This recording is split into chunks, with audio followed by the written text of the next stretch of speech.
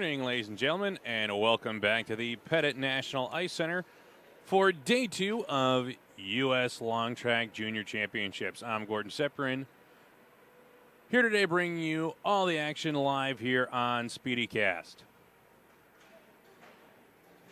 Today's events will feature the ladies and men's 1,000 meters, along with the ladies 3,000, the junior C men 3,000, and the junior AB men 5,000 meters.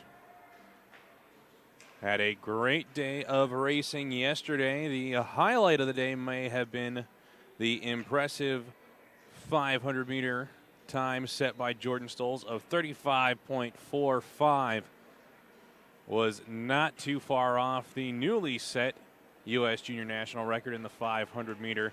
And to do it here at low altitude, this is some very fast ice in Milwaukee. Credit to Paul Golomsky and his crew for getting everything in tip-top shape for this weekend. Current Samolog standings, Jordan Stolz sweeping both distances yesterday, so he is alone on top. Sitting in second is Cooper McLeod, had the second fastest 500 of the day, the third fastest 15. Sitting in third is Jonathan Tobon, was third in the 500, was second in the 15. Currently in fourth is Dylan Woodbury, who had a PR in the 500 yesterday and a PR in the 1500. And it's a tight group from 4 to 7th. Everybody want to be in the top 5 for the all-around. That is what matters in the selection of the junior world team. So we've got a battle at the top, but we've got a battle from 4th through 7th for those last two spots with Dylan Woodbury, Augie Herman, Ian Frederick, and Tommy Fitzgerald all bunched tightly together. Now let's go look at the women's standings. On top and also sweeping yesterday was Greta Myers, had a PR in the 500 and the 15 with a 40.52 in the 500 and a 206.24 in the 15. Has a comfortable lead in the Samolog, but you can't sleep on any distance as you have to finish all 4 events for it to count at the end. Currently sitting in second is Abigail Sorensen, who finished second in the 1500 yesterday. Sitting in third with a third place finish and a PR in the 500 is Piper Eady. Finished 5th in the 15. Lindsay Woodbury in 4th for the ladies. Finished 4th in the 500, 4th in the 1500. Ellie Fuchs sitting in 5th with a second place finish in the 500 yesterday, also with a new personal best time. And a personal best in the 1500, putting her at 7th in that distance. So she's currently sitting in 5th, but it's a tight battle for the ladies as well, as spots 3 through 7 are all in pretty close contention here. Anything could happen between the final 2 distances of the day. Looking forward to seeing how this all shakes out in the end, especially with how good the ice is here. Could see some more personal best times today. We'll be back shortly. We're going to kick things off today with the ladies 1,000 meters. I'll see you in a few minutes.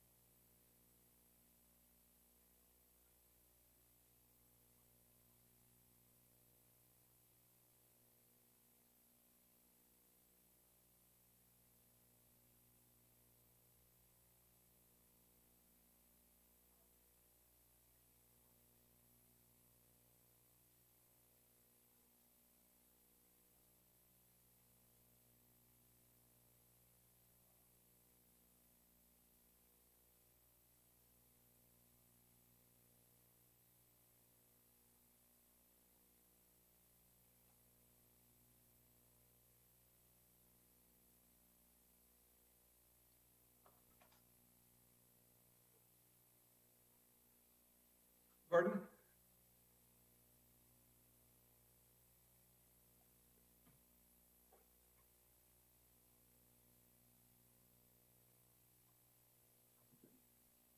Gordon?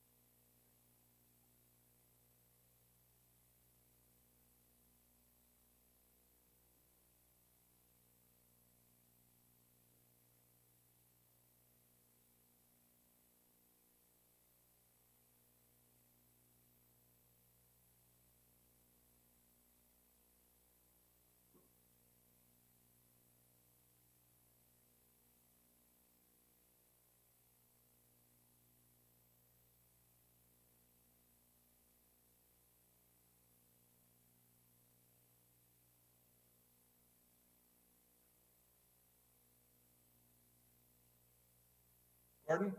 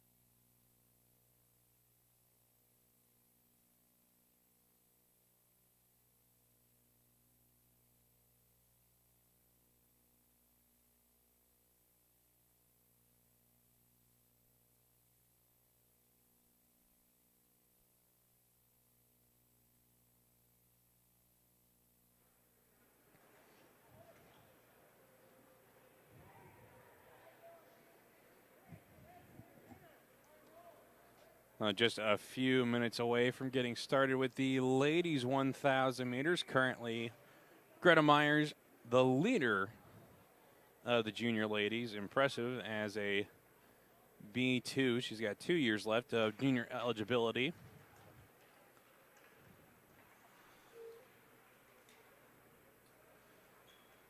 Looking forward to seeing what these ladies can do here in the early morning hours on a snowy morning in Milwaukee, Wisconsin.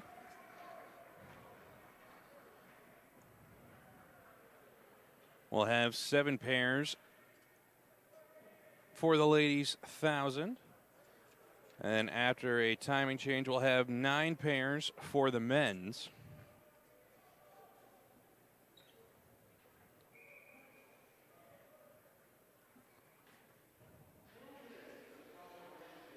We're 2 minutes away from racing start.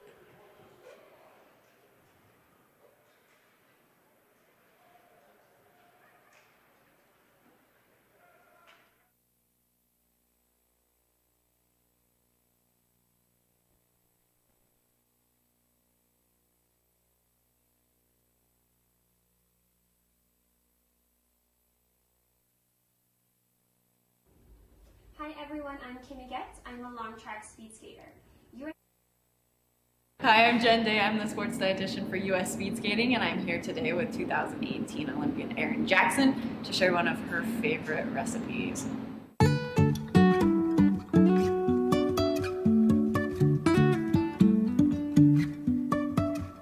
So dairy is a big staple for the fueling that we do here with US Speed Skaters, and it is highlighted in today's recipe. So Erin is going to walk you through her favorite smoothie recipe. All right, so first it's gonna be peaches, mango, strawberries, and pineapple. A little frozen fruit blend.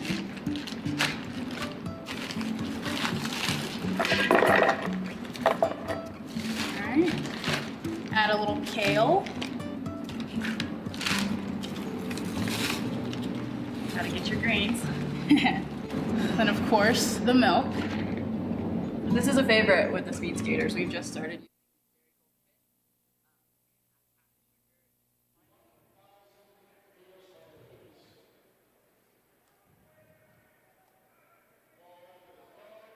All right, folks, we're ready to begin.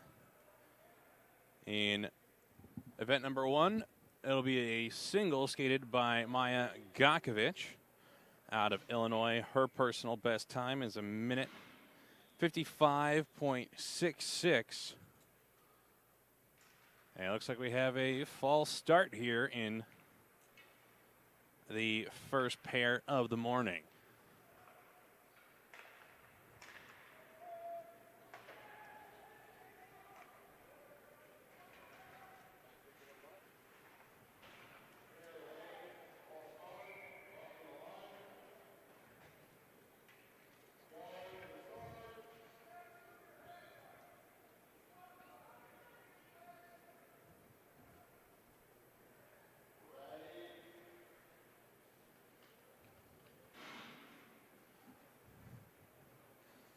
Maya able to get away cleanly on her restart. 1,000 meters is 2.5 laps here of the 1,000-meter oval.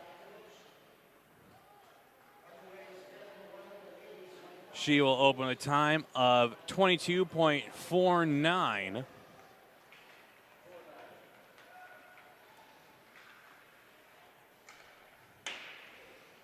And she'll set the first benchmark of the day.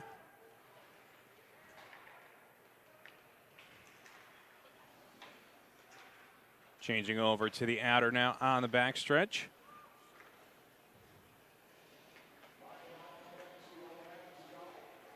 She'll have 1 lap to go when she hits the line here. 1,000 meter, the only distance that finishes in the middle of the home stretch straightaway. Her lap time, 35.1.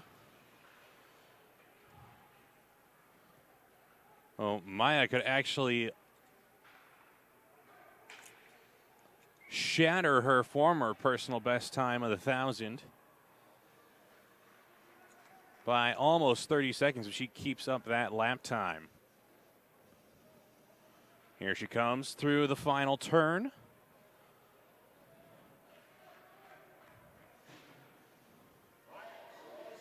And she's going to blow her old time away by almost 20 seconds, finishing with a 1:36.17.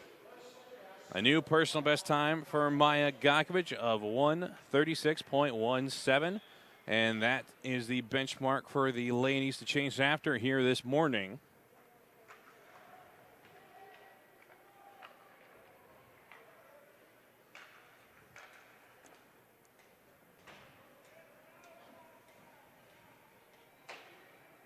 Up next in pair number 2, starting on the inner out of Wisconsin, is Claire Kudlata. Her season best is a 1:34.45. On the outer, out of Minnesota, is Emily Boss. Her season best, a 1:33.06.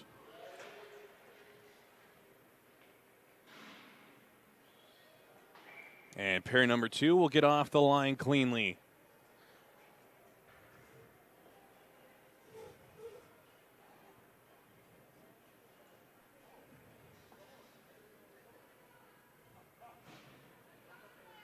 Here they come to the opening split, as Kudlata will open with a 21.02. Boss with a 21.43, and that has them running a second faster than Gakovic at the opening 200-meter split.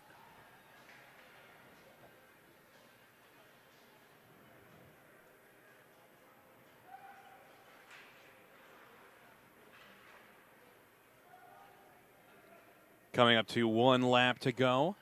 Kudlata on the outer, Boss on the inner. Kudlata could be setting up for a nice time. Her split, 34 flat. Boss, 35 flat. Both running faster than the pace set by Gakovic. These could be season best times.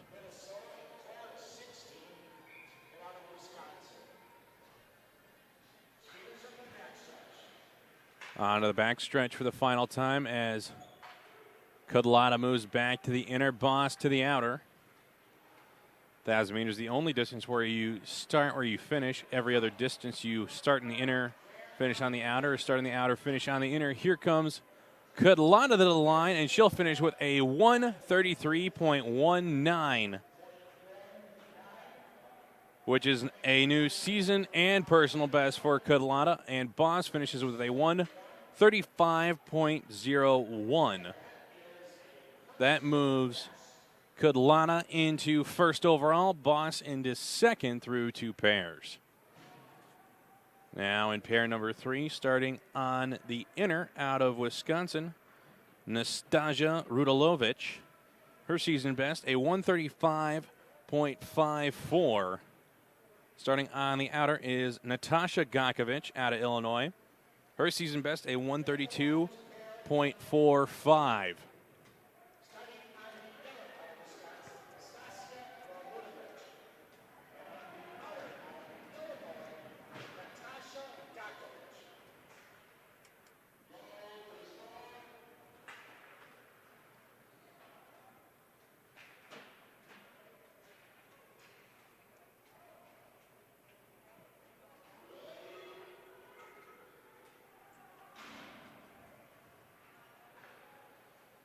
That's a clean start for pair number 3.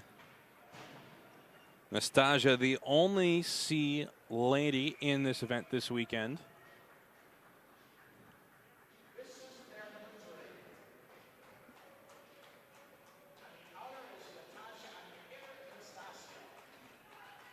Rudalovich opening with a 21.93. Gakovich with a 21.33 has them just behind the pace set by Kudlata.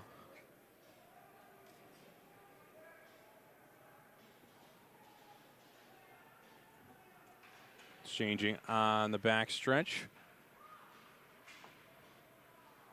as they come up to 1 lap to go.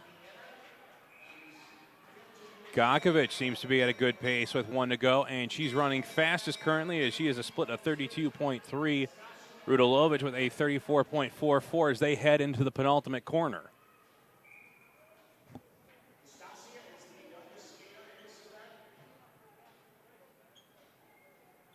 Gakovich back to the outer, Rudalovich back to the inner on the back stretch. Gakovich coming through the final turn.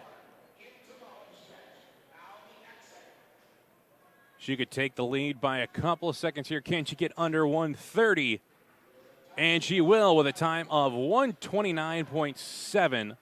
Rudalovich with a 1:33.12. That has them at 1 and 2 on the board for Gakovich. That is just off her personal best, but that is a new season best.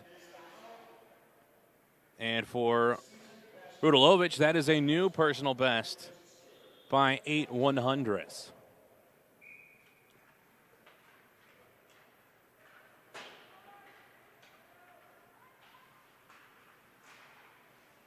Up next is pair number 4, starting on the inner out of Wisconsin, is Piper Eady. Her season best is a 1:25.48. On the outer is Ellie Fuchs. Her season best, a 1:29.5.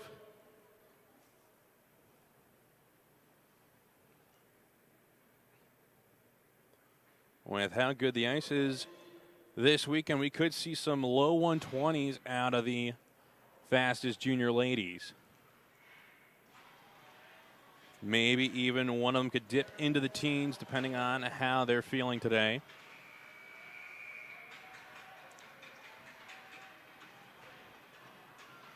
Coming up to the opening split, it's Fuchs leading the way with a 19.46. Eady with a 19.9.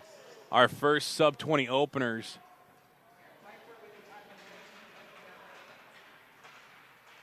And Fuchs goes down. Unfortunate for Fuchs. She was setting up nicely with that opener. Oh, no, sorry, that was Eady that went down. Oh, no, that was Fuchs that went down. Hard to see the tiny armbands. Edie split 31.6. This could be a very good time.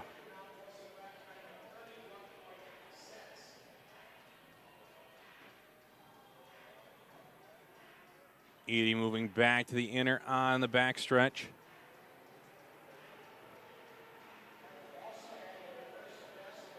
Here she comes onto the final 50. This could be a mid 120. Can she get under 125? And she does with a 124.61. That's a new personal best for Edie, almost by a whole second. And that moves her into first overall by over 5 seconds.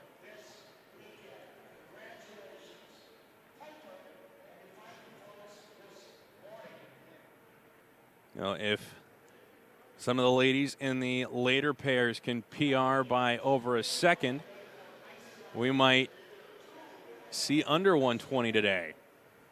We're going to take a short break for an ice repair.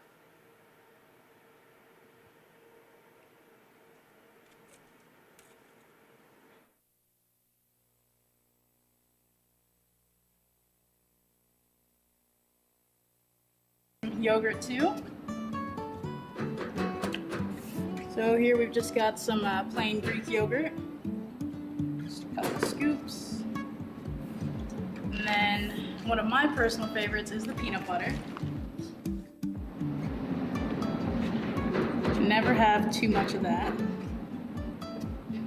I mean, within reason. And then a banana, another personal favorite, if I can get it open.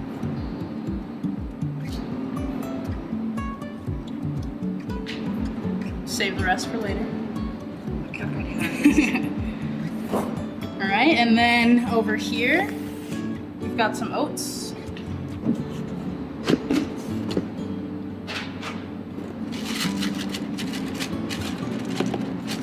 Just add a little texture. And some fiber. And then the fiber, extra fiber. Got the flaxseed. What's the flaxseed good for? The flaxseed is great for fiber. It also provides a little bit of omega-3s. So if you're not a big fish eater, it's good to try to include some of those every day, which the chia seeds do too. They also add some iron. So there. So then, let's get this iron.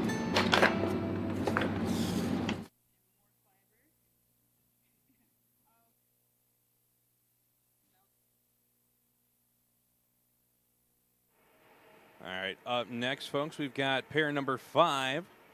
Starting on the inner out of Wisconsin is Audrey Steffes. Her season best, a 131.43. On the outer is Gia Griffiths out of Minnesota. Her season best, a 128.08.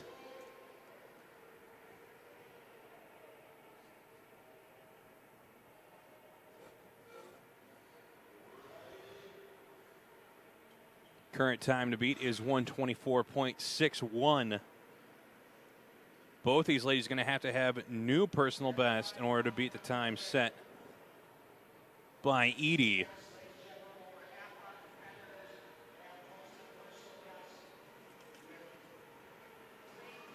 Griffith's going to open faster here as her split 20.31. Steph is 20.91. Going to need 2 quick laps as they want to beat the time set by Edie. Need to be careful on the exchange. The inner skater has to let the outer skater come over first, because technically the outer skater, after the home stretch and going through that first corner, has gone farther in the race. Don't think there'll be any DQs out of that exchange. It looked to be clean. Griffiths running second fastest with a 31.7 split. Steffes with a 32.8. Griffiths with a chance to get ahead of Edie here, but has to make up about a half a second in this last lap. Moves back over to the outer. Steffes back to the inner.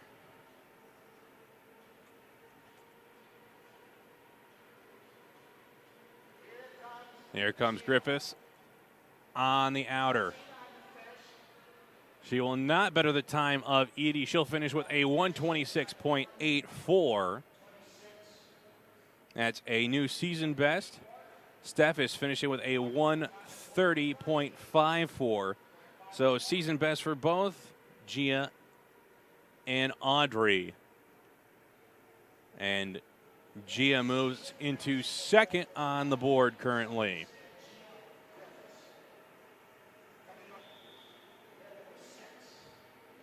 Up next in pair number 6, we've got a pair of Junior World Team members in Abigail Sorensen on the inner from Utah. Her season best, a 121.65. On the outer from Minnesota, Greta Myers. Her season best, a 122.9.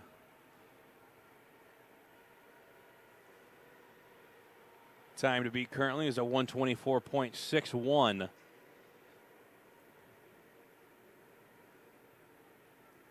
And so far, Greta Myers has swept the podium, top of the podium for the ladies, as she finished first in the 500 yesterday and the 1500.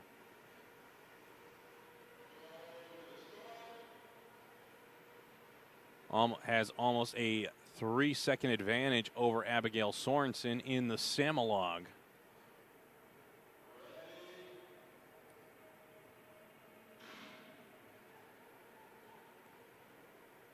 And our second to last pair for the ladies is off the line.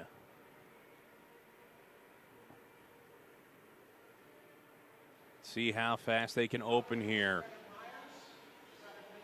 Myers with a 19.06, almost went sub 19. Sorensen with a 20.86.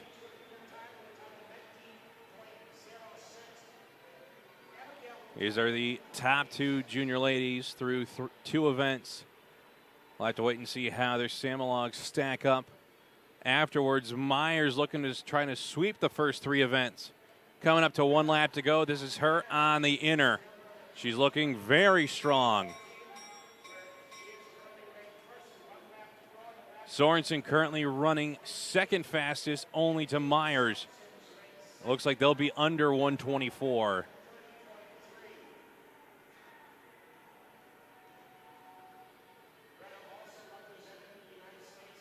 Myers into the outer, coming through the final corner.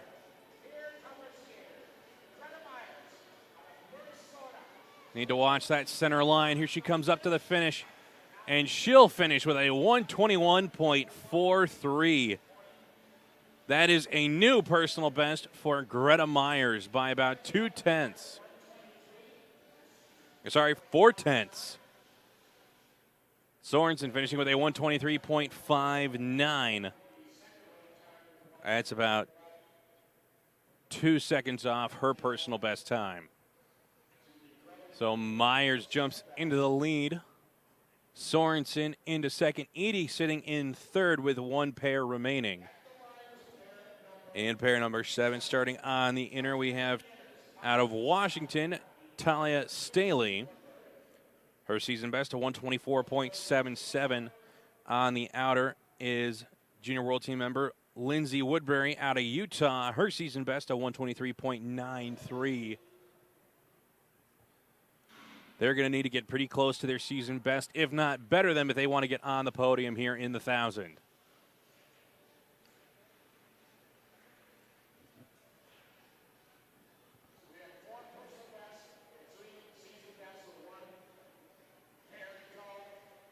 They're going to open here pretty similarly. It's going to be a 20.35 for Woodbury, a 20.4 for Staley.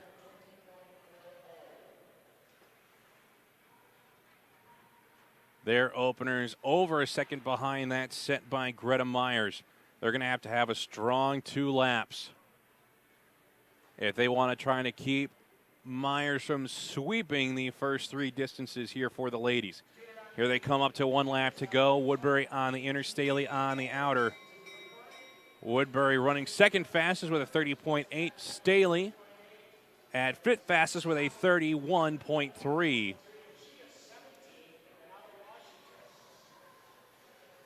Woodbury with a chance to get inside the top 3 here. Has to go under 124.5. Here they come onto the home stretch. This is going to be close.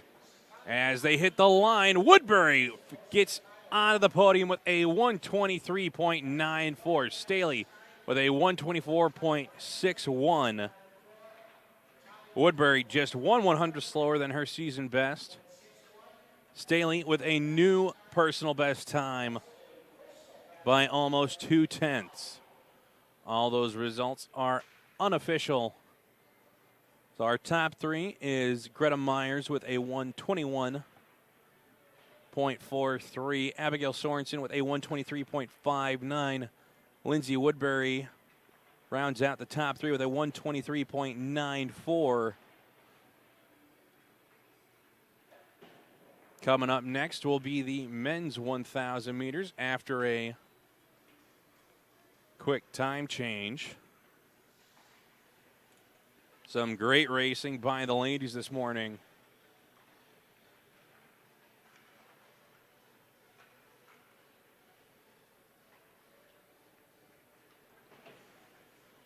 And Myers having built a nice lead in the Samalog as she takes first in all three distances so far. Sets herself up nicely for the ladies' 3,000 meters. Top 5 Samalog finishers are what are selected for the Junior World Team.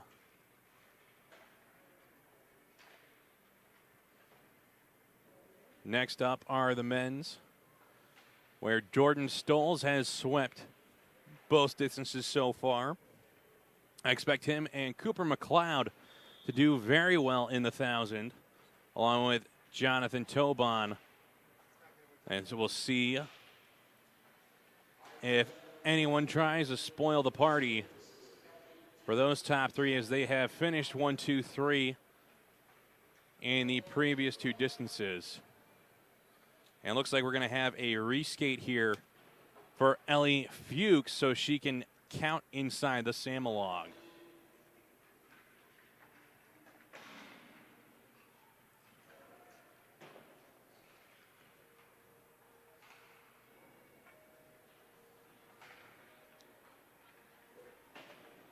Tough task for Fuchs here, skating as a single after she fell in her original race.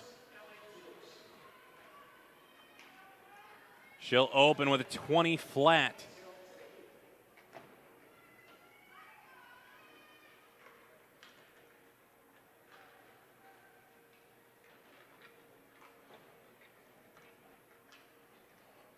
With this reskate, it shouldn't count in the single distance standings, but will count towards her overall Samalog. Samalog is every distance divided by 500 meters, so you can trace everything back to the 500. Fuchs split 32.3.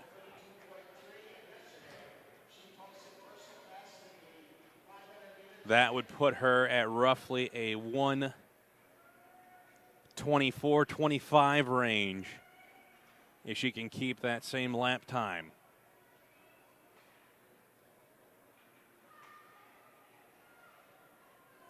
Here she comes through the final turn.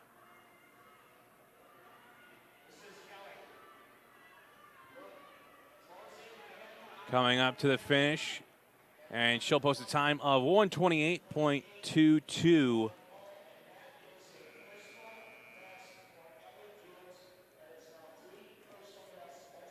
That is a personal best for Fuchs. Or no, sorry, that's a season best. It's off her personal by about half a tenth. Up next, the junior men's 1,000.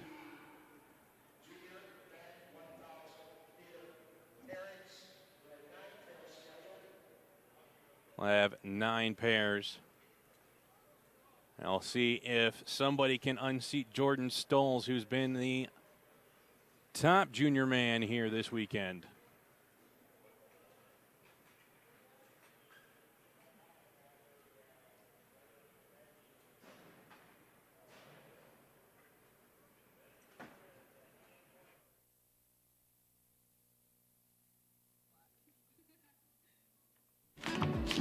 All right, and then I think we're about ready. We might need a little more of this nice milk over here. And let's blend it up.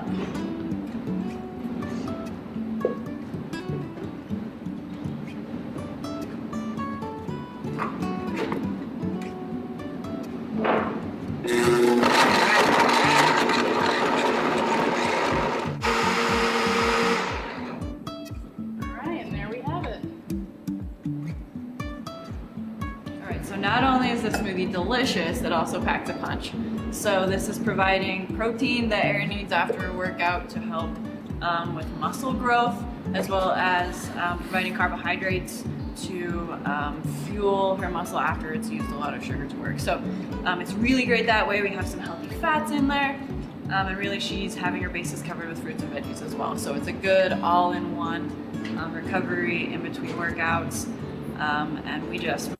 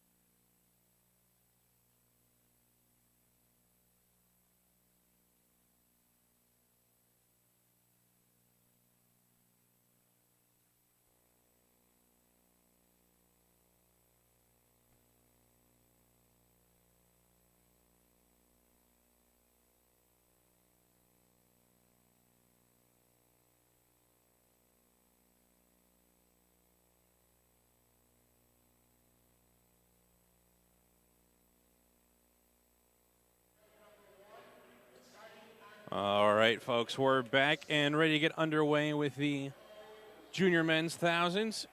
We have 9 pairs. In event number 1, it's a single going to be skated by William Silk out of Montana.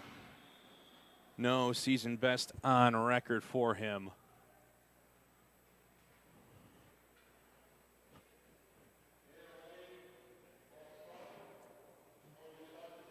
And a false start for Silk.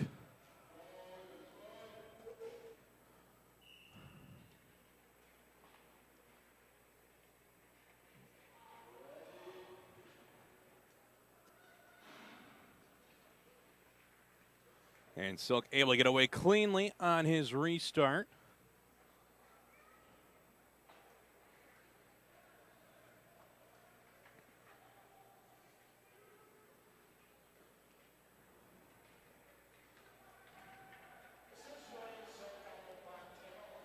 His 500 was a 44.51. He'll open here with a 20.57.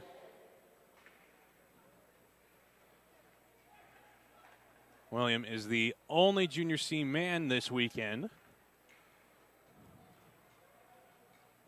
Well, he has 4 years left of his junior eligibility. And looking comfortable here as he comes up to 1 lap to go. His split will be a 32.5. That should put him in around the mid-120s. Maybe he can have a solid last lap here. Looks comfortable.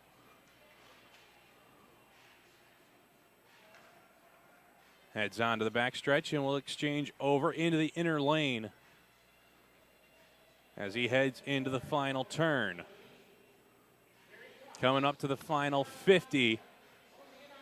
And it will be something in the mid-120s as he hits the line with a 127.28. That is a 127.28 for William Silk, which is a new personal best time for the youngster out of Montana.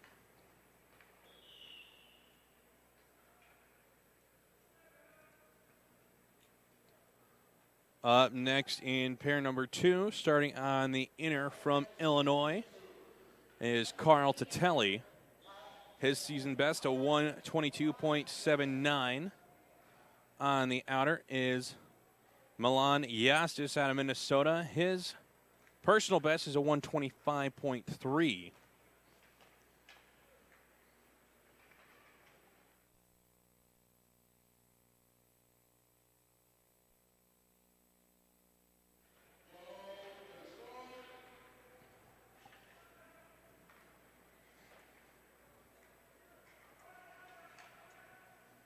Yostis unfortunately DQ'd yesterday in the 1500 for improper lane change.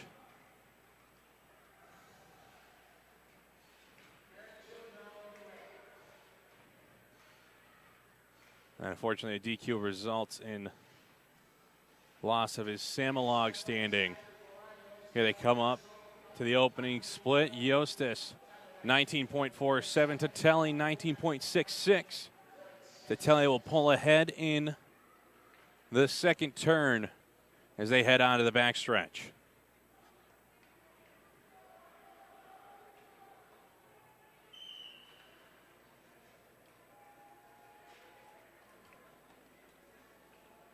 Coming up to 1 lap to go as Tatelli has about a 15-meter lead on Yostis.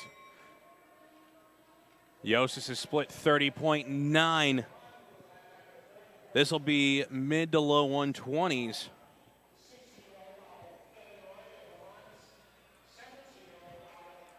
Heading onto the backstretch for the final time as Tatelli moves back to the inner. Yostis to the outer. As they come through the final turn. This could be really good for Tatelli. Can he get under 120? And he will by a nose with a 119.78. That puts him on top of the leaderboard. Yostis moves into second with a 125.12. A great personal best time for Tatelli, almost by 3 seconds.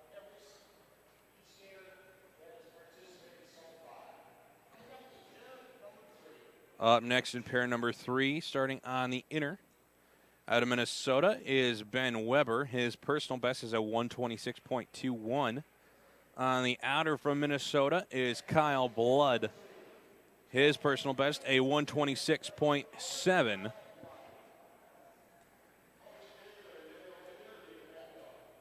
Weber currently sits at 16th overall in the Samalog. Blood sitting at 14th overall.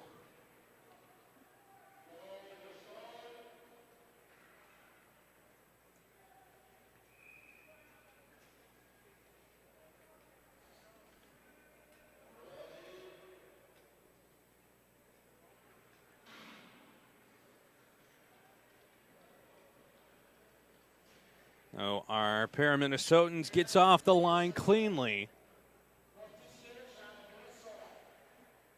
Looking to try and chase down the top time set by Tatelli.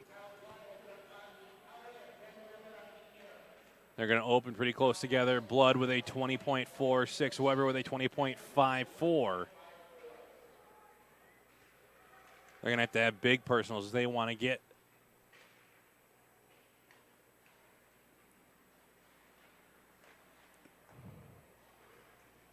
If they want to unseat Tatelli's time of just sub 120. Let's see where their splits have them with 1 to go. Pretty evenly matched pair. Blood split 32.7, Weber 32.9. Says 4 seconds off the pace set by Tatelli. It was a very fast 1,000-meter for him.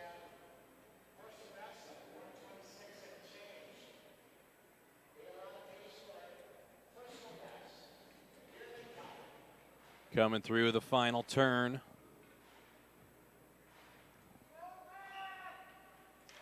It's going to be Blood leading the way as he put a gap on Weber. Blood will finish with a 126.54. Just off his, or no, that is a new personal by about 1500s. Weber with a 129.49. Blood moves into third.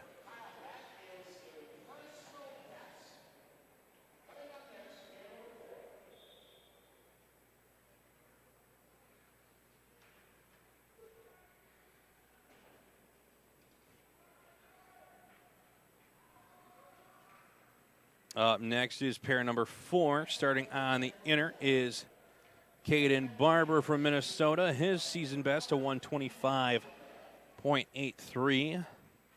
On the outer from Illinois is Keith Keelvan. His season best, a 121.12. Could have the potential to unseat Tatelli here on top of the leaderboard.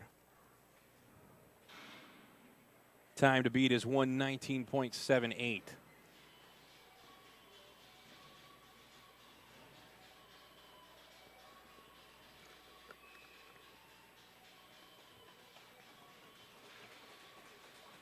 At the opener, it's going to be Keovan leading the way. His split, a 119.11. Barber with a 19.66. Keovan gunning for Tatelli's spot. Set himself up nicely with that opener. Let's see where he stands after the first full lap as they come around to 1 to go. Keovan looking strong here with the final 400. And his lap time is sub 30. Barber at 31.1. Keovan set himself up nicely. Needs to dig this last 400. He's heading into the final turn. He could be sub 119. It's going to be close. Here he comes to the line. And Keovan will finish with a 120.13. That's a new personal best by a second. Just lost too much in that last lap to unseat Tatelli. Barber finishing with a 125.02. That is also a that is a season best for Barber. Personal best for Keovan.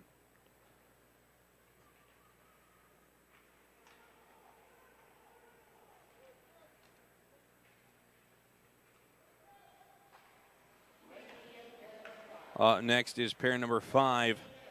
Starting on the inner from Illinois is Jersey Hitler. His best time this year, a 121.42. On the outer is Robert Crawford from Wisconsin. His best time, a 122.71 this season. Hitler currently sitting 8th overall in the Samolog after the 1500 and 500 yesterday. Crawford currently sitting at 11th overall.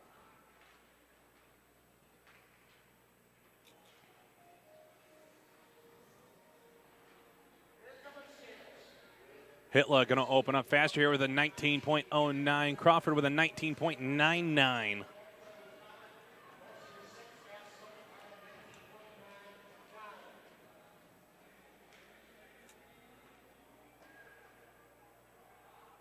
Both these skaters are A1s this year. They have 1 year left on their junior eligibility.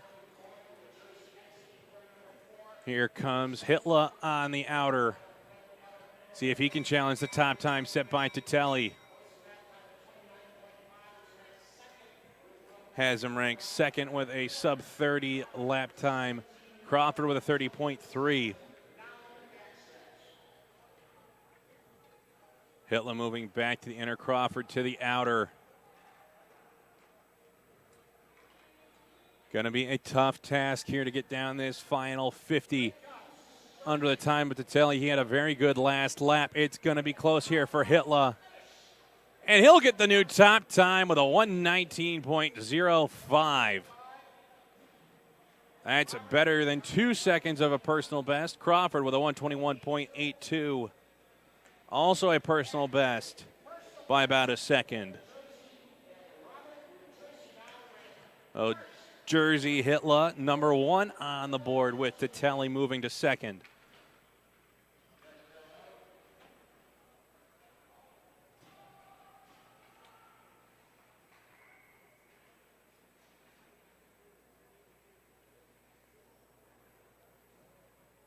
Up next in pair number 6,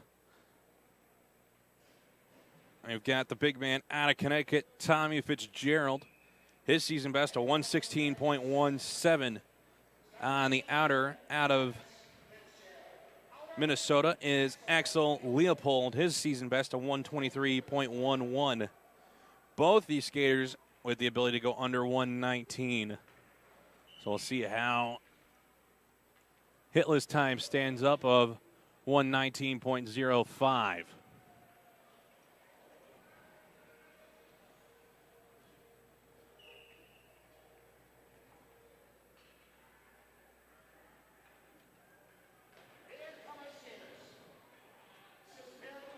Fitzgerald cranking away into the lead on the inner. He'll open sub 18.5 with an 18.39. Leopold opens at 19.37. Fitzgerald looking to put a couple of good laps together here and get on top of the leaderboard. He's currently sitting at 7th overall in the Samalog, as it's a tight race from 7 to 4. Fitzgerald with 1 lap to go.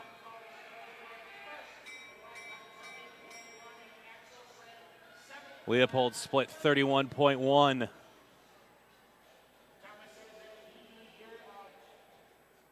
Fitzgerald split at that lap was a 28.1.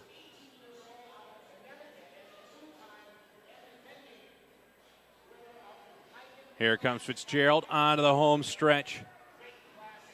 Digging for the line, trying to go sub 115. He'll be just shy of that.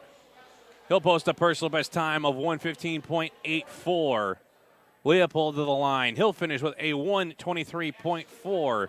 Fitzgerald on top of the leaderboard now with 3 pairs remaining.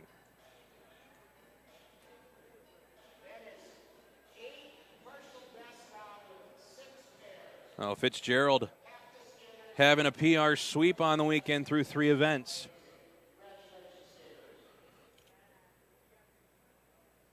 Up next is pair number 7, featuring Dylan Woodbury out of Utah on the inner.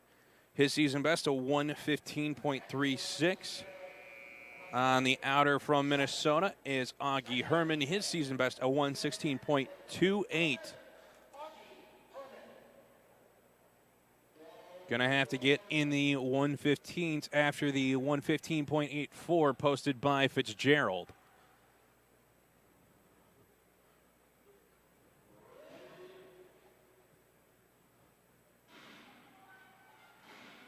And a false start out of pair number 7 as they'll have to come back to the line.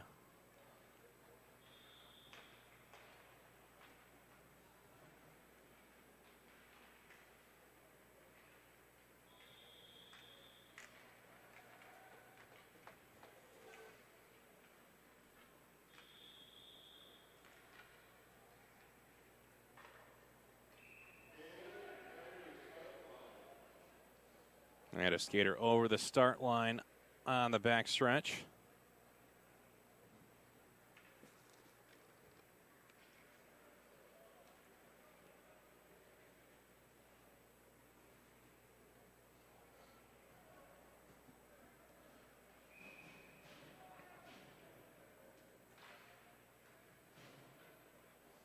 Taking their time getting back to the line here.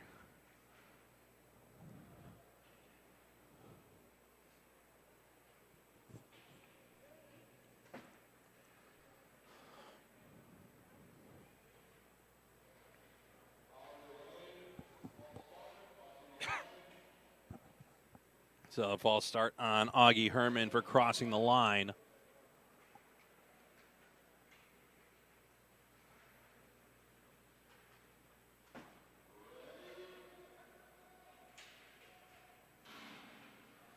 And they'll get away clean this time. We've got 2 pairs remaining after this one. Could we potentially see sub 110 today? It could happen.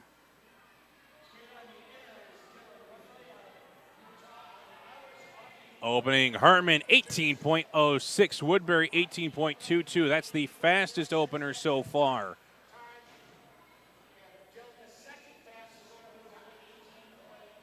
head on to the backstretch. Woodbury to the outer, Herman to the inner. We'll see where they stack up as they come up to 1 lap to go. Woodbury's accelerated his way into the lead.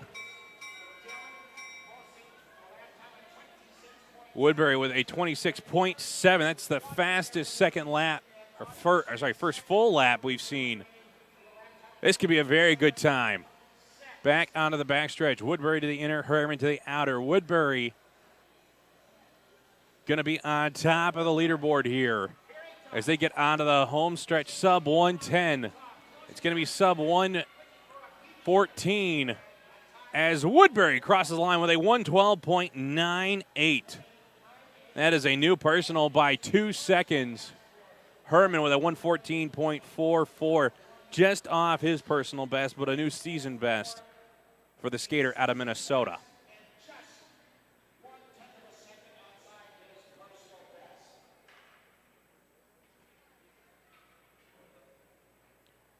Up next is pair number 8. Starting on the inner out of Utah is Ian Frederick. His season best, a 112.63. On the outer from Washington is Cooper McLeod. His season best, a 110.02. Could see under 110 potentially out of this pair.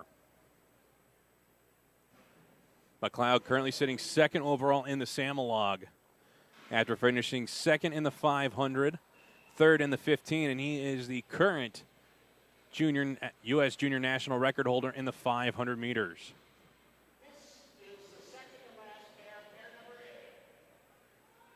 McLeod going to open very fast here with a 16.86. Frederick with an 18.08. They're running fast as 1 and 2 right now. Frederick with a lot of ground to make up on McLeod. McLeod moves to the inner, Frederick to the outer. This could turn out very good for McLeod. Here he comes to the split. His lap, a 25.8. Frederick with a 27.7. McLeod trying to put some emphasis on this one. Gives Stoles and Tobon a tough mark to beat in the final pair coming up next. McLeod coming through the final turn. He won't get under 110, but he'll be very close. He finishes with a 110.63. That is 0.6 off his best time. Frederick with a 114.88. About 2 seconds off his best.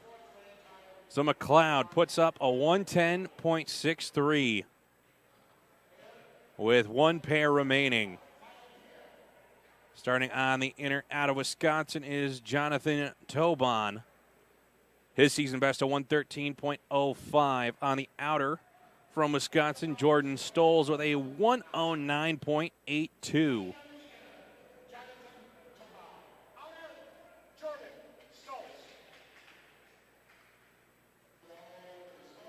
Sorry, 109.89 for Stoles.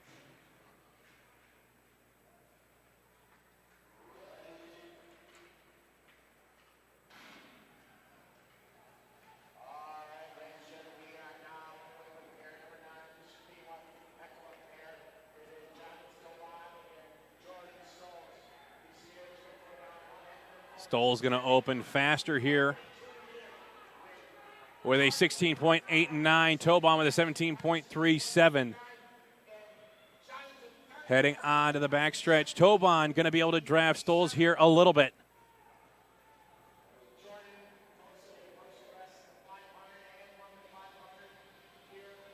Coming up to 1 lap to go. Stoles going to be leading the way.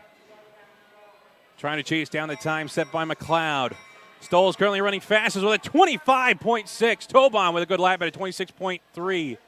They'll head onto the backstretch through the penultimate corner. Stoles looking to go under 110.5 to gain the top spot in the 1,000. Here they come through the final turn. Stoles ahead of Tobon. Here we come to the line. And Stoles goes over under 110 with a 109.98.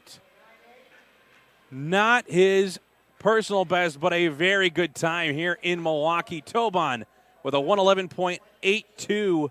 That's a new season best and a couple tenths off his personal best time. Oh, a good showing here. And the top three will be Stoles, McLeod, Tobon.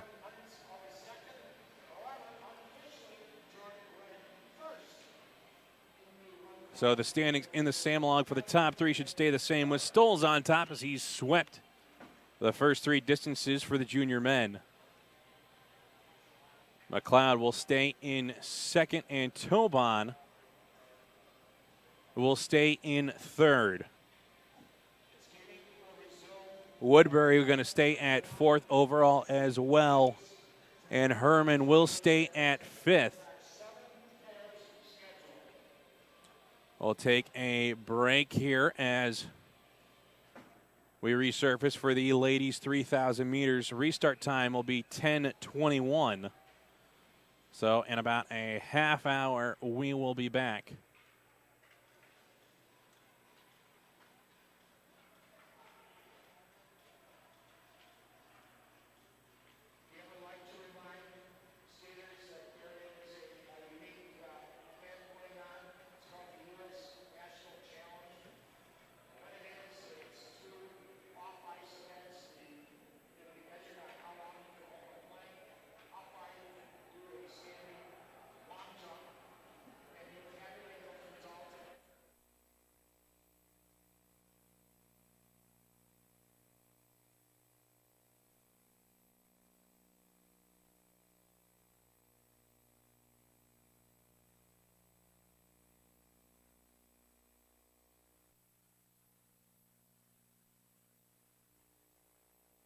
Hi, I'm Jen Day. I'm the sports dietitian for the U.S. speed skating team. And today we're going to show you one of our favorite treats that the athletes love and devour every day, our energy balls.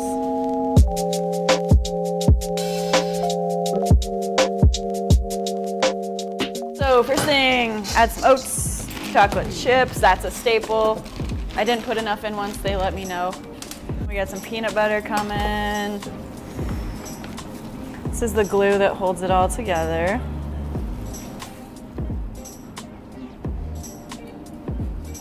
All right, that's good. And then we have some chia seeds, if you want to add a little bit of vanilla with this big old vanilla. So that is what goes into our energy balls here. Mix them up, stick them in the fridge for like 20 minutes, let them firm up, and we roll them into the balls. Yeah, I'm a pro at this. From the ice to the kitchen. Yeah. So here we got our mixture. The reason that it's so good for us is because the honey has quick releasing energy for us as athletes, while the oats keep it sustaining for a long time. Chia seeds, I think, add omega-3s and protein, right? Protein? Yeah. Sweet. And obviously chocolate chips to make it delicious, give it some texture. Can't complain. I come here about twice a day at least to get these, then more if it's a hard day.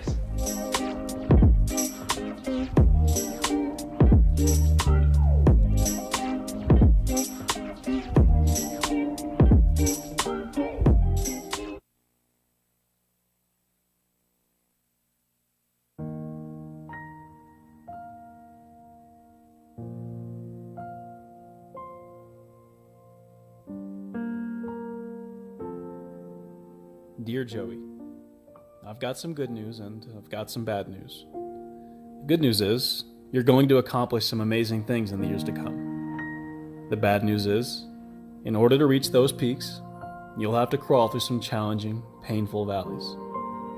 A life on skates means you will fall many times. Many, many times, both literally and figuratively. You'll fall so often, you'll lose track. But the only thing that really matters is how many times you get up. So long as you get up just one more time than you fall down, you'll be just fine. To get to where you want to go, you have to be willing to take chances, to sacrifice, to suffer, and to hurt. You'll have to be willing to hurt more than the next guy. You'll doubt yourself. You'll lack confidence at times. You will even have curiosities about what the world would be like without you in it. But these moments come and go in the blink of an eye. Embrace them. Don't fear uncertainty. See it as the fuel that is essential to finding out how high you can reach. Behind every great accomplishment, you'll find doubt painted over with a thick coat of belief. You cannot develop into the man you're meant to be without testing yourself over and over again. And when you think you're the only person in the world that is doubting himself, rest assured you're not. No one is immune to questioning what they are capable of. The hard times, although miserable, are absolutely necessary for you to develop into the man you're going to be and to accomplish the goals you've set out for yourself. I happen to like who we become one day, and I think you will too. So don't change a thing. Just keep getting up.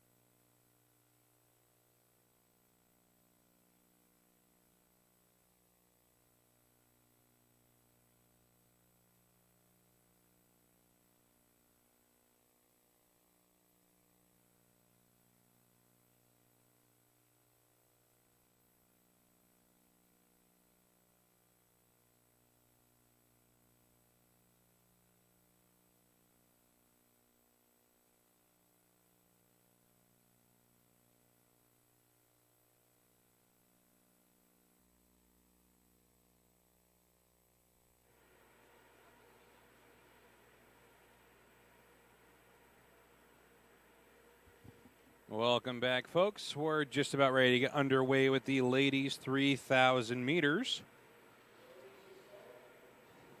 We'll have 7 pairs in event number 1. Starting on the inner from Illinois is Natasha Gakovic. Her season best is a 5:03.52. And going to be very tough skating this as a single.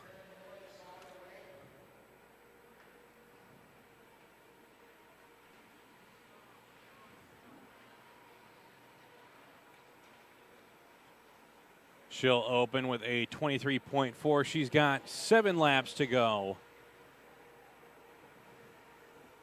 in her solo race.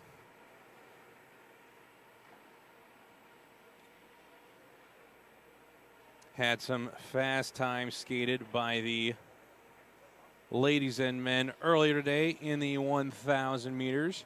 Jordan Stoll's going sub 110 for the men.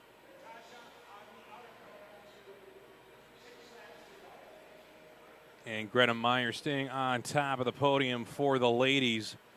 Both Stolz and Myers have swept all 3 events so far. Gakovic is split here, a 37.3.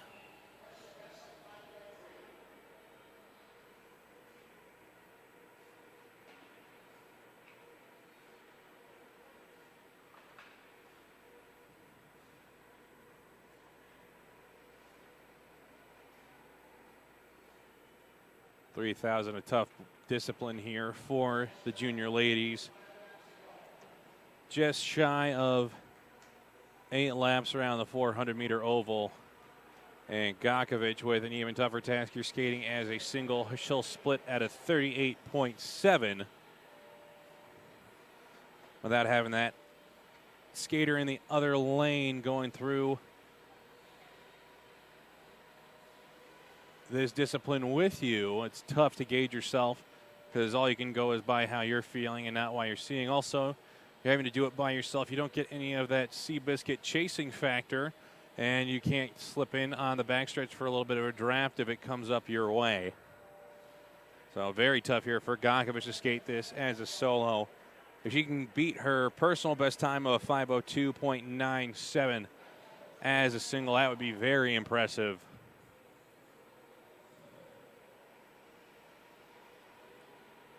That was 4 laps to go when she hit the line.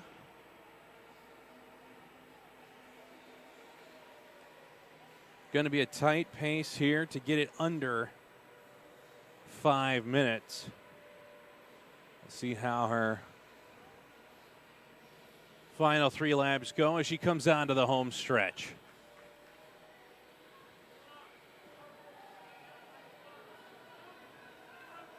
Three laps to go for Gakovic. That lap of 39.6.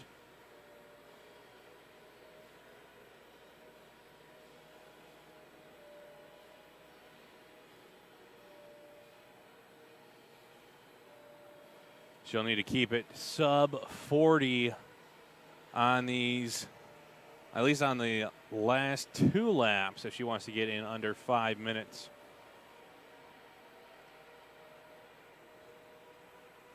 If she holds her split, she could even get in the low 450s.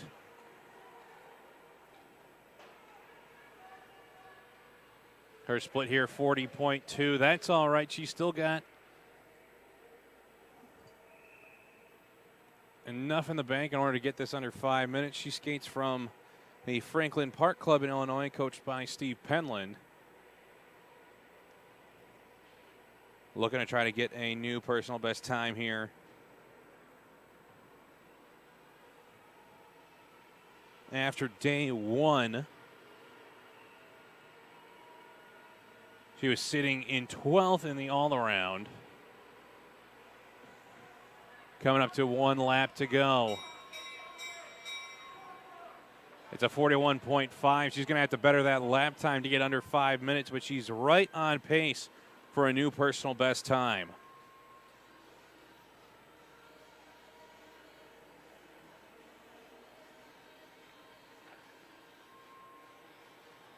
Trying to find every last ounce of energy as she goes through the final turn, coming up to the home stretch. And you can see the pain, the arm starting to drop. Closing in on the finish. It's going to be close to 5 minutes. I think she'll be just over, as she'll finish with a time of 5:01.39, which is a new personal best time by about a second and a half.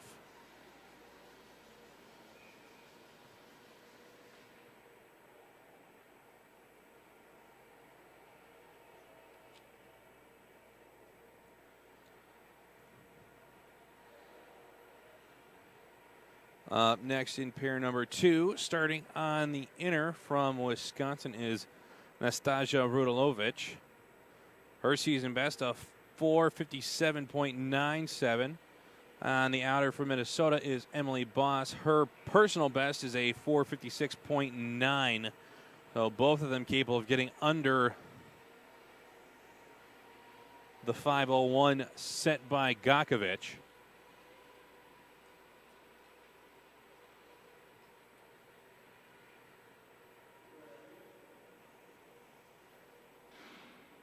That being said, anything can happen in these longer distance races. Rudilovic, after day 1, was sitting at 12th overall in the Samolog. Emily Boss was sitting at 10th.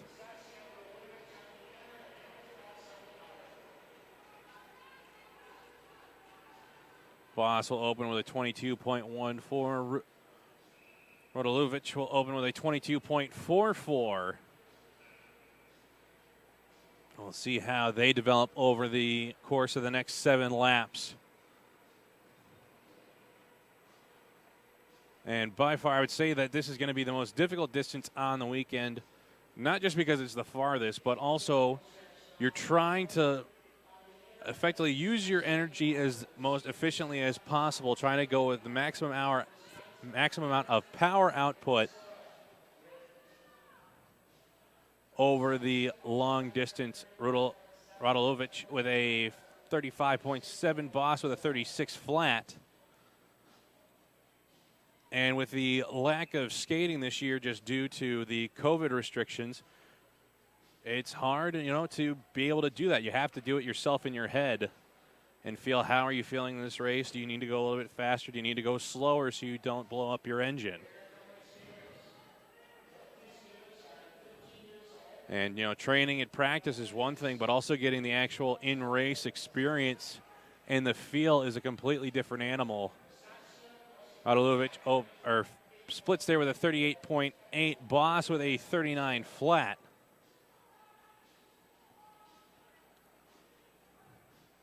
So just trying to find that rhythm and settle in, try to hold those lap times as consistently as possible. And if they hold them level here, they'll get under 440. If they have the seconds tick off in the later laps, it should be about a low 450. So we'll see what they can do. They've got 4 laps to go. Rodeluvic with a 39.6, Boss with a 39.6. They're running 2 seconds faster than the pace set by Gakovic. Gakovic, though, lost a lot of time over the course of that last 3-lap stretch.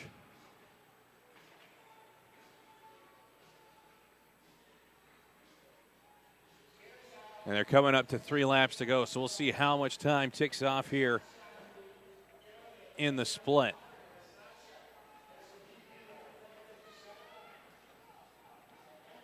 Rodeluvic with a 39.6, Boss with a 40.4.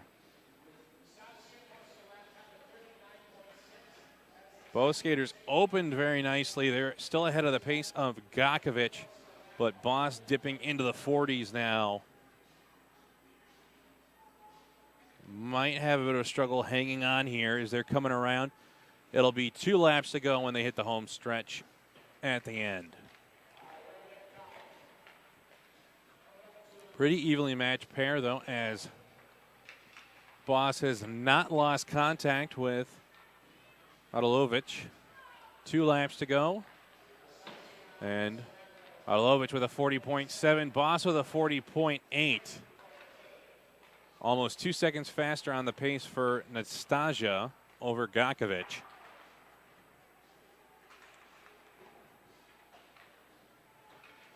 Pretty close on the exchange in the backstretch.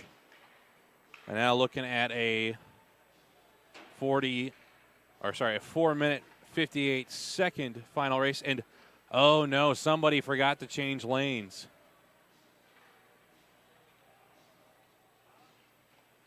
Not sure if it was Boss or Rodeluvic, but somebody's in the wrong lane here. There's the bell for 1 to go. And I think Rodeluvic forgot to change lanes because she started on the inner. She should be finishing on the outer. She was on the outer there. So Boss currently running with the fastest pace.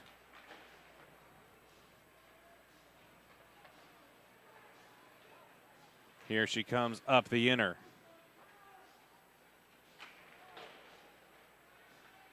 Going to be close to that 5-minute mark as Boss hits the line with a 4:58.72. And no time for Rodeluvic. I believe that would be a disqualification after failing to exchange in 1 lap on the backstretch. Boss on top of the board with a 4:58.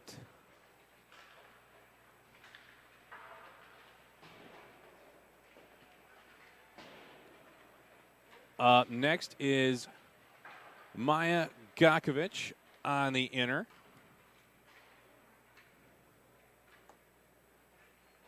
Her season best, 5 minutes 32.82 for the skater out of Illinois. On the outer is Ellie Fuchs out of Wisconsin. Her season best of 5:16.37.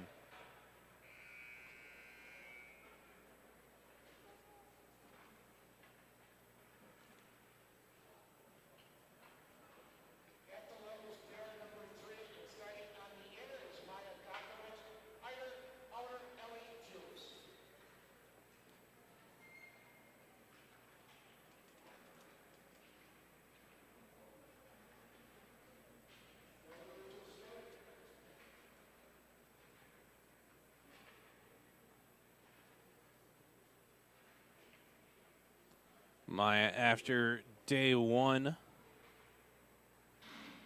was sitting at 13th in the all-around. Fuchs was sitting at 5th overall. I'm not sure where they are standing in the Samologs at this time for the all-around. So the top 5 finishers in the all-around make the junior world team. Gakovic can open with a 23.94. Fuchs with a 24.04. And we'll see how they develop here over the next 7 laps. Maya Gakovic, the twin sister of Natasha Gakovic out of Franklin Park. Fuchs, her coach is Dave Cruikshank, husband of Bonnie Blair, father of Blair Cruikshank, who made a couple of junior world teams. Split for Fuchs, 37.7, Gakovic 39.1. Currently off the pace. Set by Boss.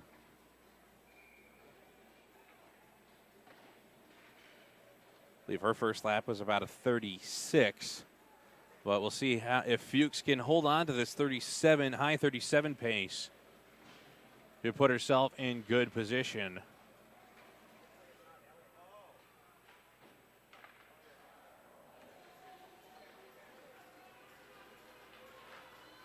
Coming up to the split. Fuchs with a 39.5. She's off the pace by about 4 seconds. Gakovic with a 41.9, off by about 8 seconds. So a big drop of 2 seconds in there for Fuchs. Was in contention for the top 5 after day one. And she finished second in the 500 and 7th in the 1500. And I believe it was Fuchs that fell in the 1,000 earlier today. 4 laps to go.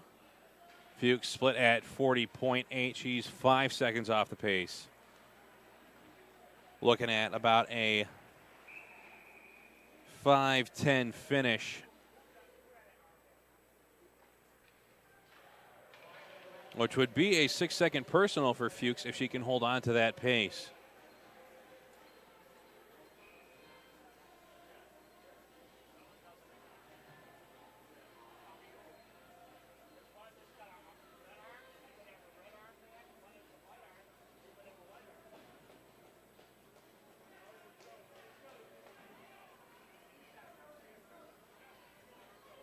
Three laps to go as Fuchs splits at 40.9.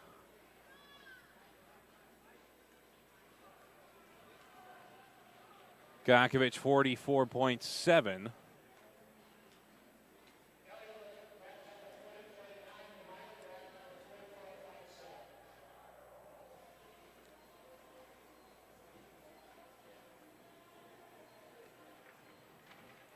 Coming up to 2 laps to go for Fuchs. She's about 100 meters ahead of Gakovic. Trying to chase down the time of Boss. And she's going to be 6 seconds off her pace with a 41.3.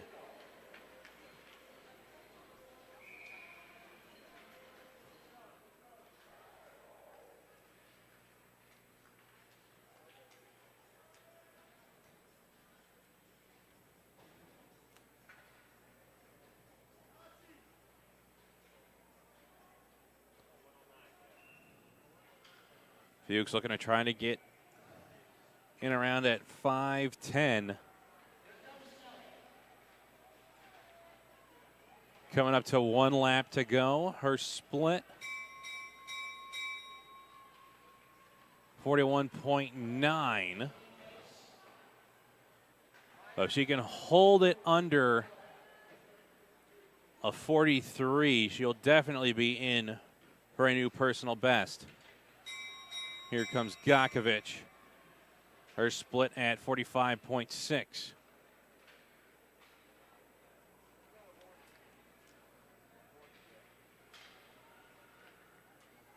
And here comes Fuchs on the inner. And she will be well within her personal best time. Should be at least 8 seconds. She'll finish with a time of 5:07.46. That is a 9-second personal best for Fuchs. Here comes Gakovic down the home stretch, trying to beat her best of 5:32. She's got 50 meters to go. She'll get in under, will it be under 5:30? And she will with a 5:29.36. That puts them at 3rd and 4th.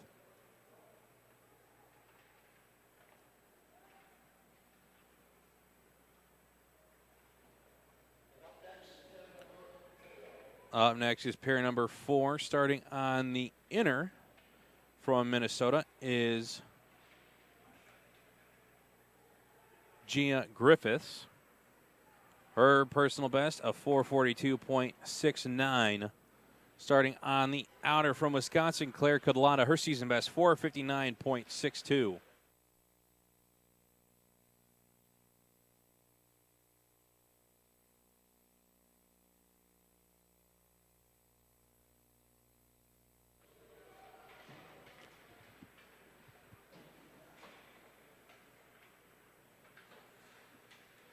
After day 1, Gia was sitting at 7th overall and was in the mix for that 5th spot in the ladies. Kudlata sitting at 11th overall after day 1. And we'll see how they finish up here, trying to get inside the top 5 in the all-around to be named to the Junior World Team. Griffiths opening with a 21.3. Kudlata with a 22.4. We'll get a gauge after their first lap on where they're going to start their split times. It's very difficult to try to hold consistent laps throughout the entire stage. If you can keep the drop to a minimal, you can set yourself up nicely. The ice is fast here in Milwaukee. Unfortunately, can't do anything about the altitude, so the air density is what it is, dependent upon the weather. Don't get any help from some high altitude like you would out in Salt Lake City. The ice is fast here this weekend, though. Griffiths with a 34.2, Kudlata with a 36.5. We'll see how they hold on to these times here. That's a pretty quick lap out of Griffiths.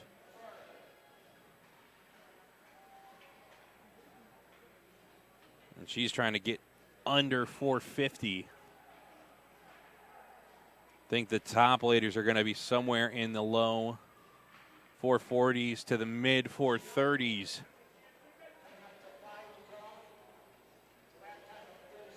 If Griffiths was able to hold this, she would get under 430.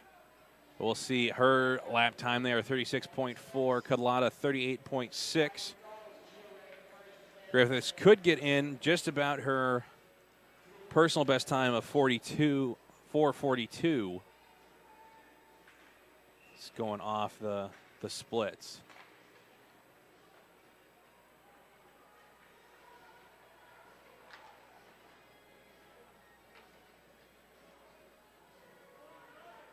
Here comes Griffiths. Her split, 37.8. She's 7 seconds faster than the pace set by Emily Boss.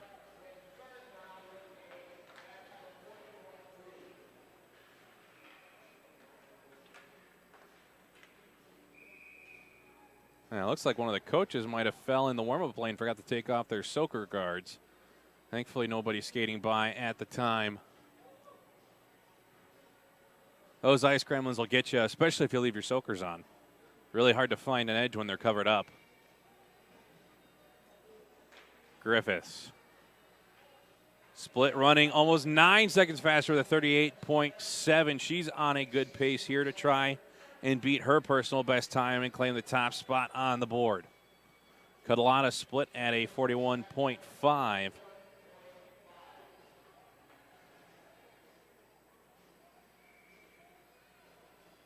Catalana still in contention to try to beat her best time of just under 5 minutes. We'll have to keep the drops to a minimal here coming up on the last 2 laps. Griffiths, 39.1. She's running 10 seconds faster than Boss. Her times are dropping, but they're not big jumps.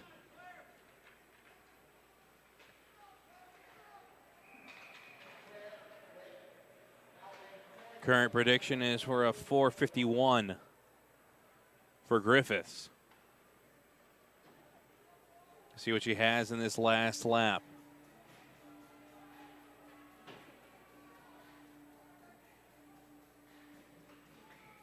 She has a pretty sizable lead on Kudlata.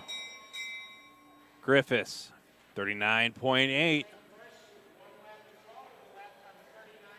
If she holds there, she'll get under 450.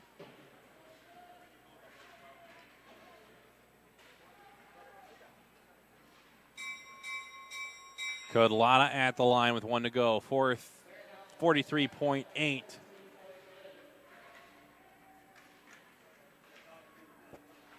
Here comes Griffiths onto the home stretch. Looks like she'll get under 450 by a handful of seconds as she hits the line, posting a time of 4:46.56. Not her personal best, but a season best and a very solid time here for the final race of the ladies of this weekend. We still have 3 pairs to go, but that was Griffith's last race. But a nice mark on the board. Kudlata at the finish with a 5:09.25. About 10 seconds off her season best. Up next is pair number 5 with Audrey Steffes out of Wisconsin on the inner. Her season best of 5:06.49. On the outer is Piper Eady from Wisconsin. Her season best of 4:50.04. Both of them going to need a better their personal best times if they want to get that top spot away from Gia Griffiths.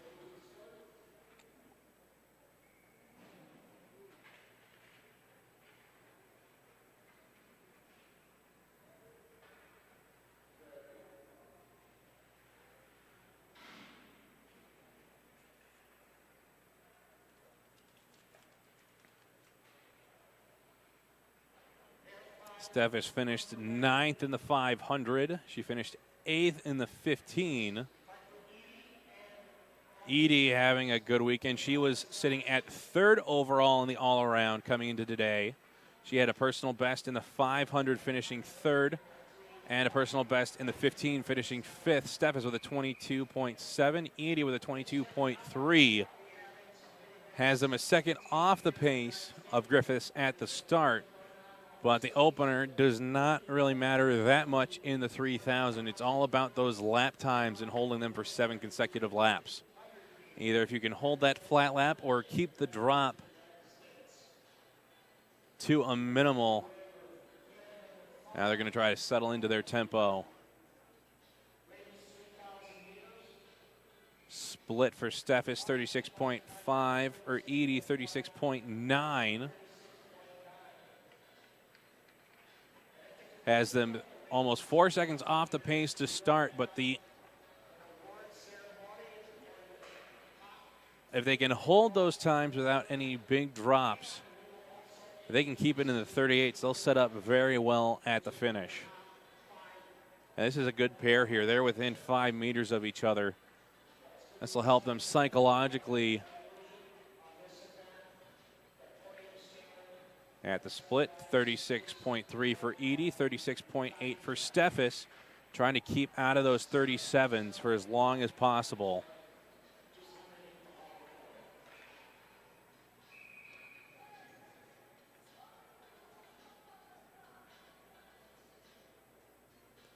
If they could keep it level, they'd be in at a 442. Adjusting for expected drops, we'd see something in the 450s.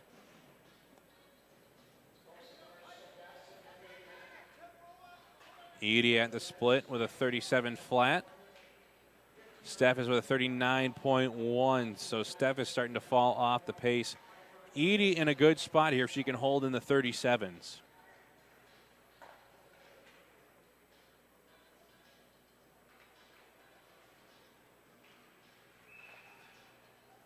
Again, looking to try to finish in the top 5. Edie set herself up well after the first day.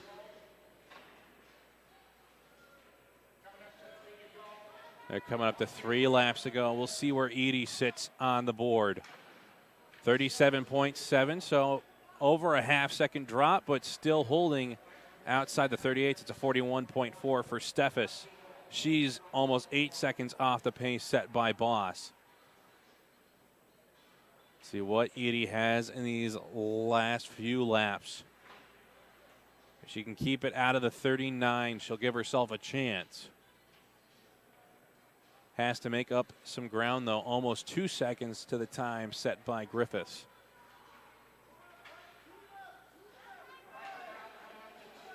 Edie with 2 to go. Her split 38.6 has her under a second and a half behind now. She can stay out of the 39s. She'll be in good spot.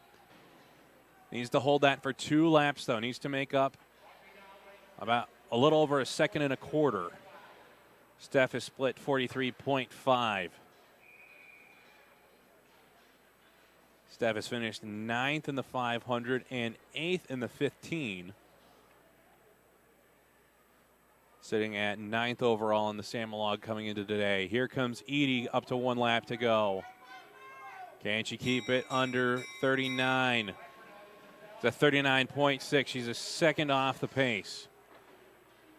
She can keep that level here. It would still be a very solid time, but it's difficult once those times start dropping to keep them from dropping.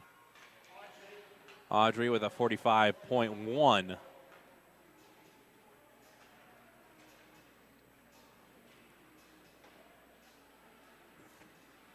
Here comes Edie onto the home stretch. It'll be in the 440s. It'll be 447.09. That's a new personal best. Waiting on Steffes here. Edie moves into second after the 3,000. And with just 2 pairs remaining, she may have sealed her spot on the junior world team. Steffes with a 5:10.78. That puts her at 7th overall in the ladies 3,000 meter.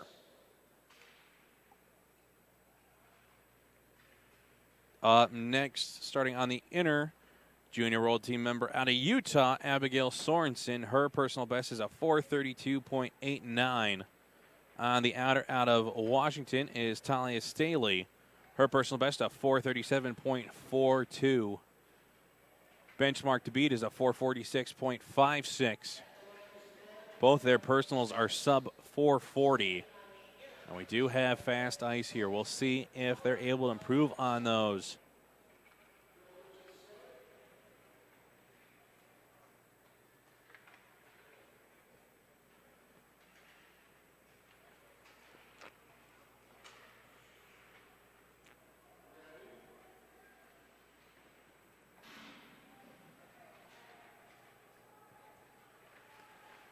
Our second to last pair is away for the ladies.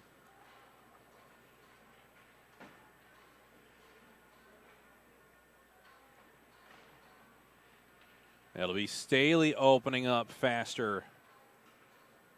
as she leads the way down the front stretch straight away. She'll open with a 22.34. Sorensen 22.93. They're second and a half off the opening pace. Again, the opener not the key part here in the 3K. It's all about those 7 laps after it and how you set yourself up. So we'll know more after the first 2 splits of full laps. Going to come out together here, coming up to 6 laps to go. Sorensen with a 33.7. Staley with a 34.6. I'll stay within a second and a half of the time set by Griffiths. Need to be careful on the exchange on the backstretch as they were skating pretty even. Do not want to get yourself disqualified here on the last race of the weekend. Sorensen now starting to take a lead over Staley. I'll see where this split puts her. It has her running faster. It's a 34.5. Staley with a 35.8. We could have 2 new skaters on top of the board.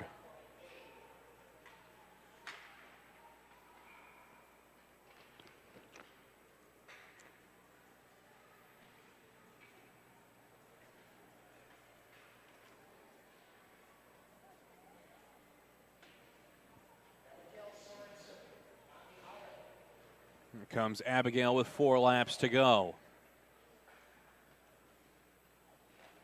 She's leading. She splits at a 35.4. Staley now running second fast with a 36.6.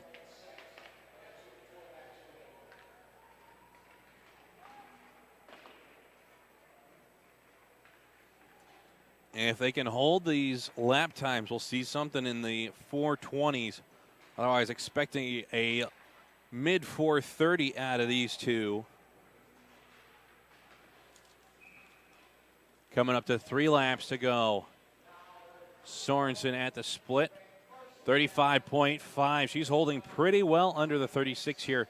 Staley with a 36.9.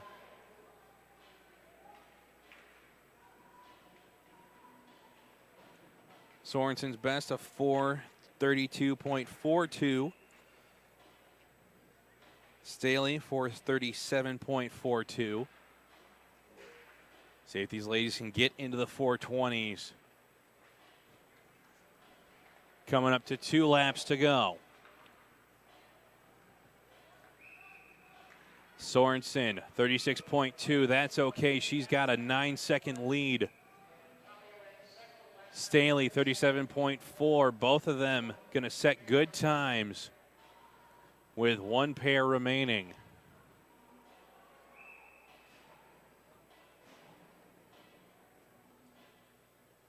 Trying to see if somebody can spoil the sweep for Greta Myers. She won the 500, the 15, and the 1,000. And right now, Sorensen might be the only one that can prevent that. Coming up to 1 lap to go for Sorensen. Her split 35.6. She's holding very well here in the late stages. Staley still running second fastest with a 38. A bit of a drop there over the last 2 laps. See what Sorensen has left in the tank as she heads into the final turn. This could be a very good time. She's onto the home stretch. She's got 10 seconds to get to the finish line. Trying to give that last kick. Trying to get under 4:30. She digs for the line. And she'll sneak just inside with a 4:29.56. That is a new personal best time by 3 seconds. Staley at the line. She'll finish second fastest with a 4:39.55. So we've dipped into the 420s. Myers going to have a season best time if she wants to sweep the ladies' events, as her pair's coming up, as she'll be starting on the inner. Her best is on the outer. Her best a 4:31.53. Woodbury, Lindsay Woodbury, starting on the inner. Her season best a 4:44.88.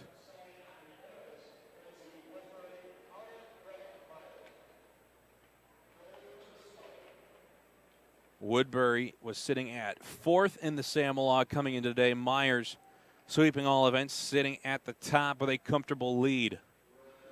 See if she can sweep everything this weekend.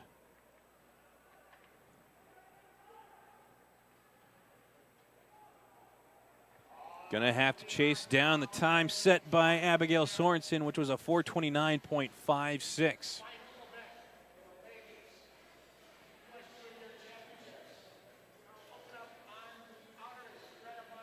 Myers opening with 21.4. Woodbury with a 22.3. That has them ahead of Sorensen's pace. We'll see how they set up here in the next two splits. After the ladies, we'll have one men's 3,000 meters. That's the Junior C Michael Silk. As the Junior C men run the 3K instead of the 5K.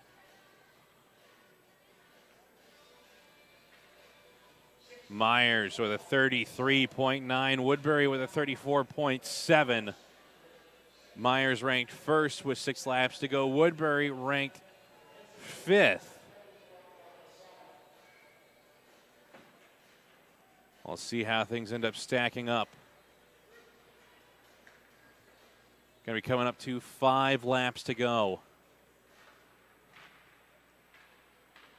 Myers needs to be careful. She's been awfully close to the lane markers. Myers, 34.7. She's a full second ahead of Sorensen's pace. Woodbury at a 35 flat.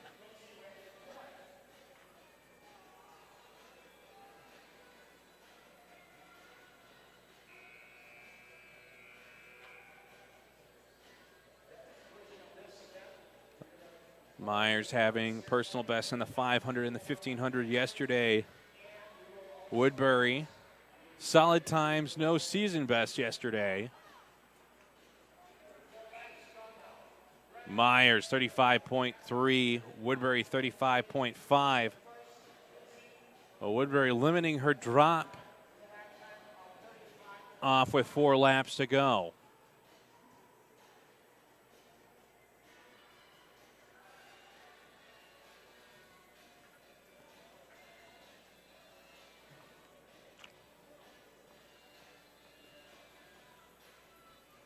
Here comes Myers on the outer.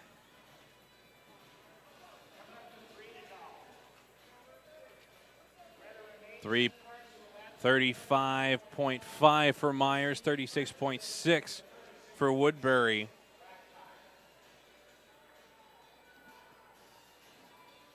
Myers looking to stay under a 4:35 pace.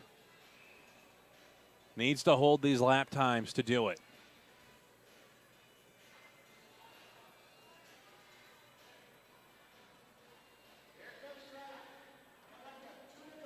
Two laps to go for Myers when she hits the line. Holds a 35.6. That has her running almost 2 seconds faster. She could get as low as a 4:28. Needs to hold out of the 36s, 37s. Keep her advantage.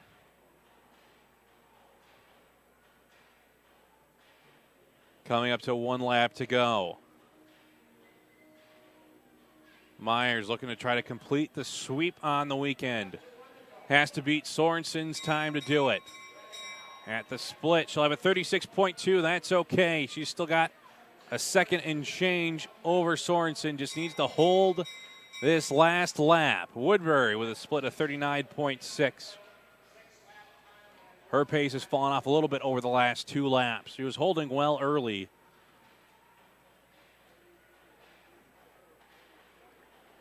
This is going to be pretty close to Sorensen's time. Here comes Myers. It's going to be really close. Did Sorensen spoil the sweep party, or is Myers going to get it? Here she comes to the line, and she'll finish with a 4:28.98. Myers gets the sweep on the weekend unofficially.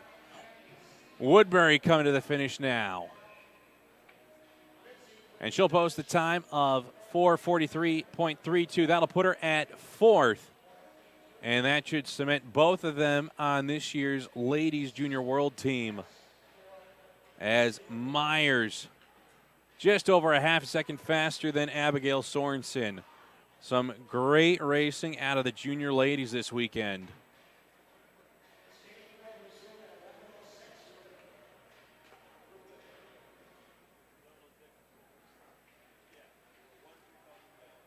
We'll be back in 3 minutes for the one men's 3,000 meter. That'll feature William Silk.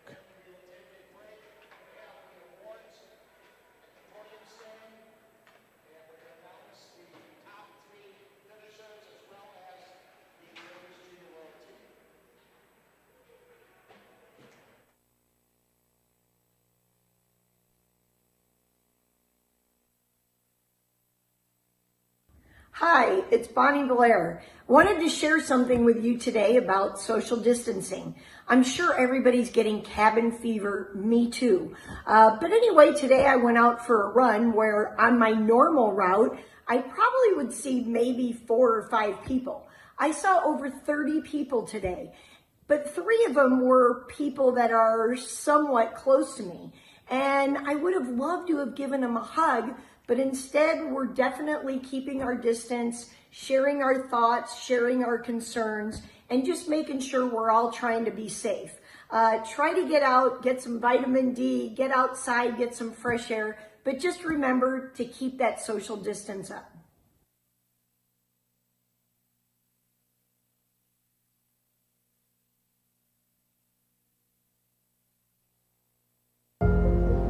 The Olympic and Paralympic Games, a global tradition built on unity, a celebration of movement, performance, and the enduring human spirit. But when the stadiums fall silent and the world stands still, we keep pushing forward. In home gyms, driveways, and backyards, we stay motivated because we are made to move, to overcome. So when the world starts moving again, we'll be ready.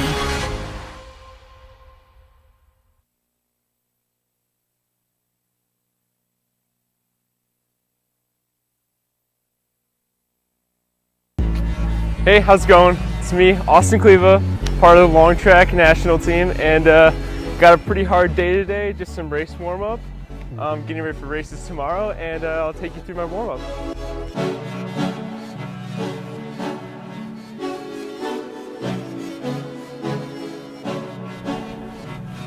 So on weeks of racing, I like to stay nice and hydrated. I like to have good nutrients, make sure that my diet's good.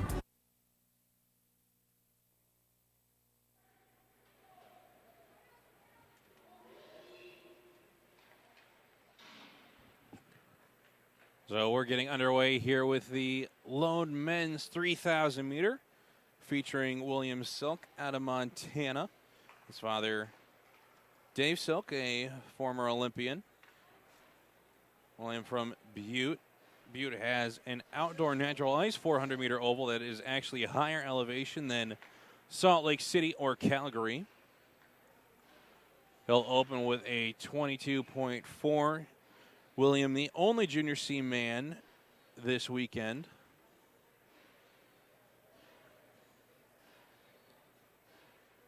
And a tough task here skating this as a solo.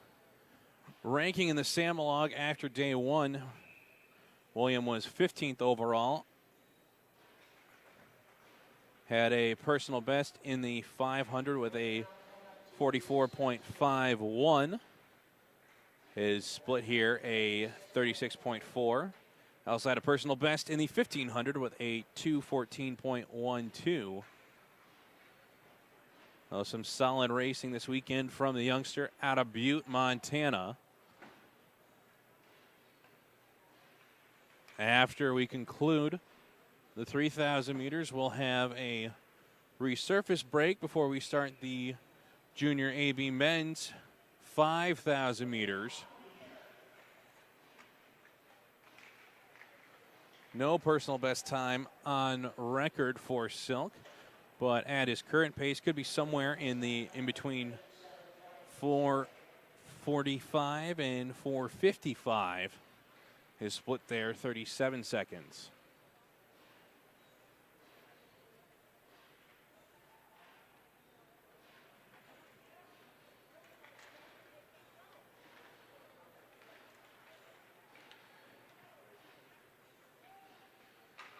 Here comes William.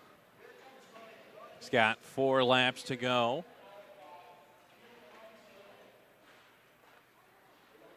Has a 37-second split time.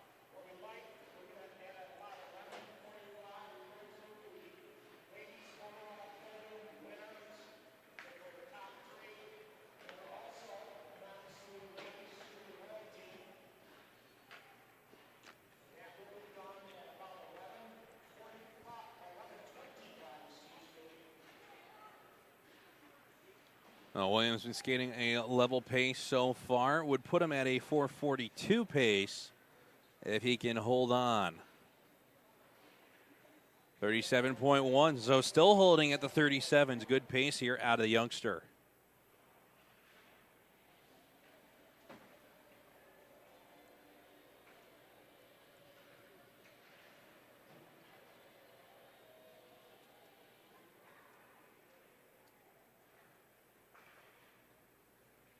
Coming on to the home stretch.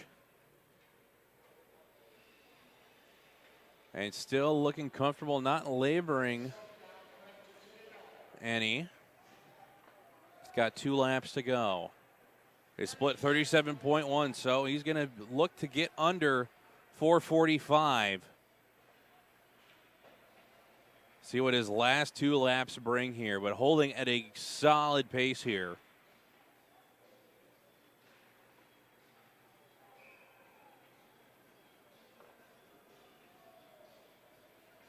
Comes around the bend, up to 1 lap to go.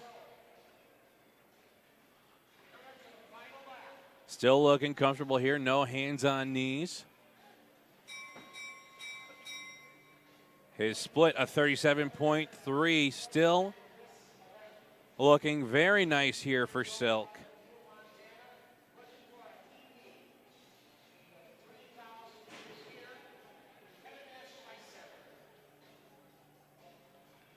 Looking for a 4:42 out of Silk. We'll see where he stands. He comes out of the home stretch. He hits 100 meters. He could get under 4:42 here. Trying to give that last kick down the final 100. And he'll hit the line, and he'll finish just outside of sub 440 with a 440.94. And actually negative split that last lap with a 36.6. A great race out of the youngster, skating it as a solo. Very tough task, very nicely executed by William Silk.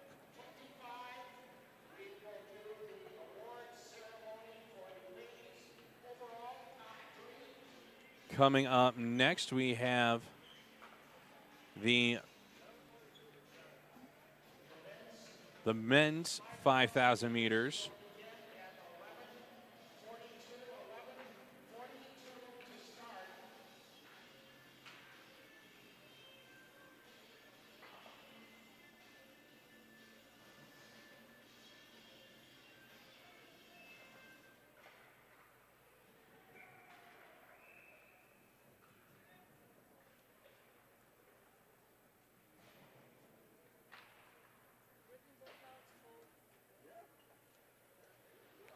And we will be restarting at 11:42.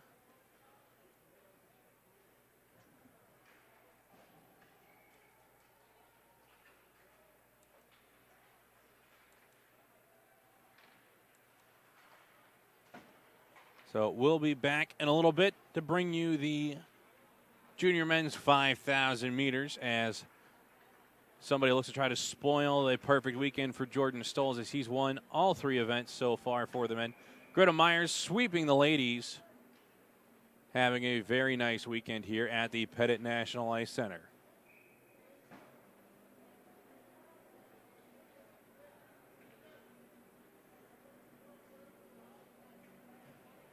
We'll be back in a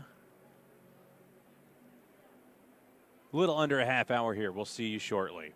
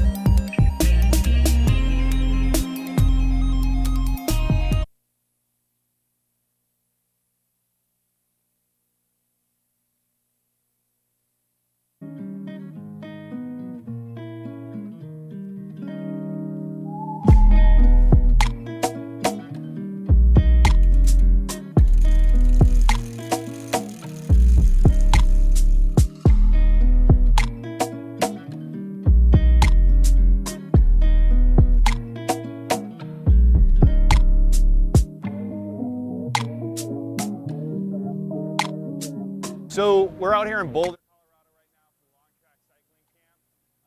One of the key things, the building blocks of a good speed skater is riding the bike.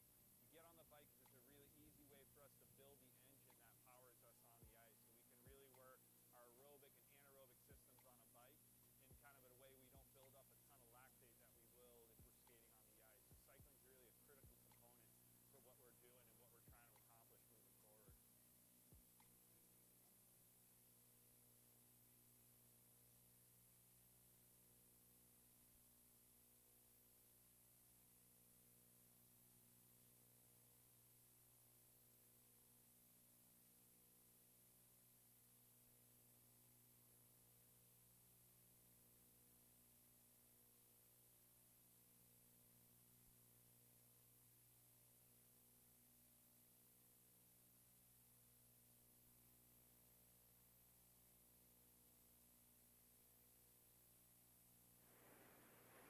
5,000 meters.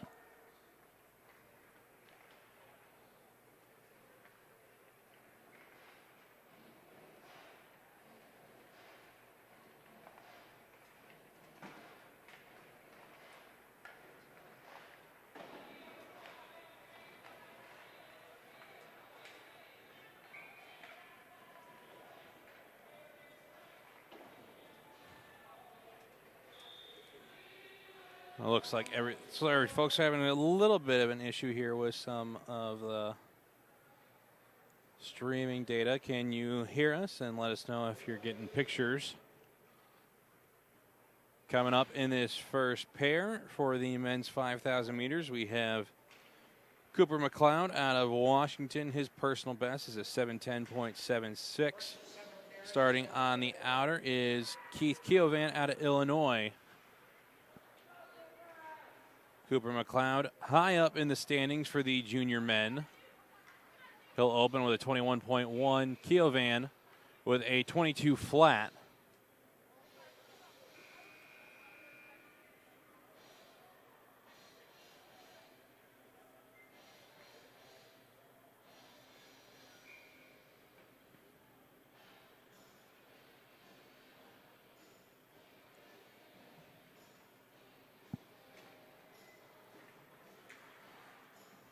We'll see here at the opening split where McLeod is going to stack up. He'll set a time of 32.8. Keovan 34.7.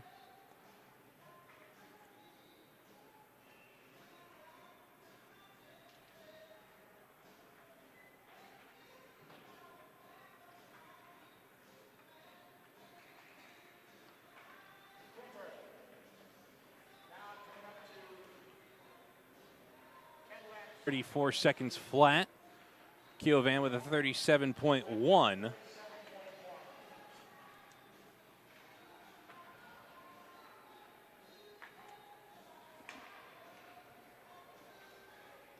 .710. But we've got a long way to go and a lot can happen.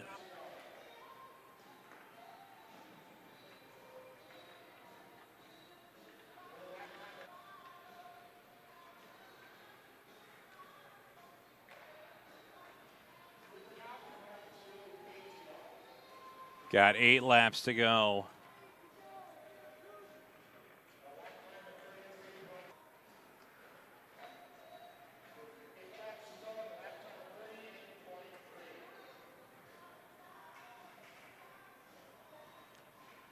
right, folks, like we're getting some ups and downs on our streaming speed here. Let us know if it drops out. Hopefully, we'll stick with it through the end of the day.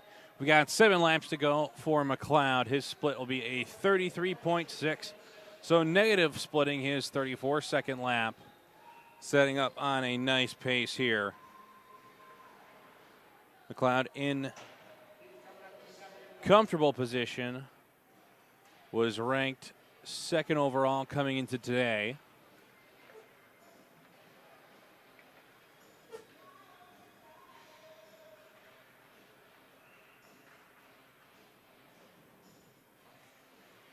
We've got 6 laps to go. McLeod, 33.8, setting up very nicely.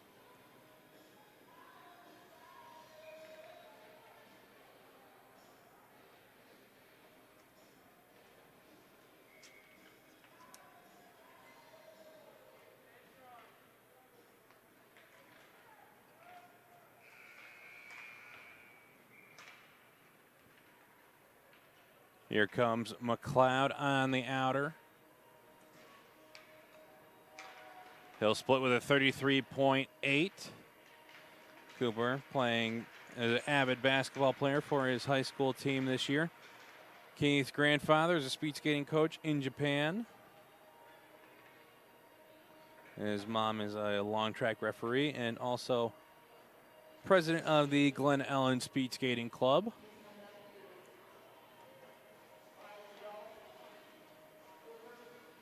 Five to go for Keovan, 4 to go for Cooper. Keovan, 40.4. Cooper, 33.9.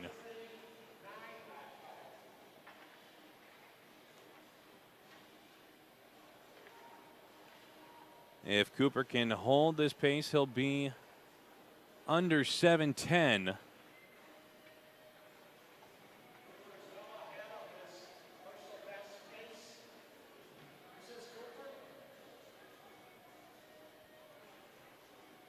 Here comes McLeod on the outer. He's got 3 to go. Keelvan's going to have 4 to go. McLeod, 33.6. Keelvan, 40.7. I think it's been a while since Cooper has skated a 5K, as there does not have a season best on the year, but doing very well in this one, holding some very consistent lap times.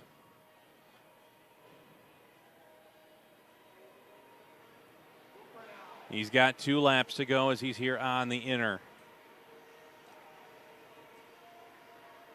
33.7, keeping under 34. Very nice skating out of McLeod. Keelvan coming up to the split. 40.9.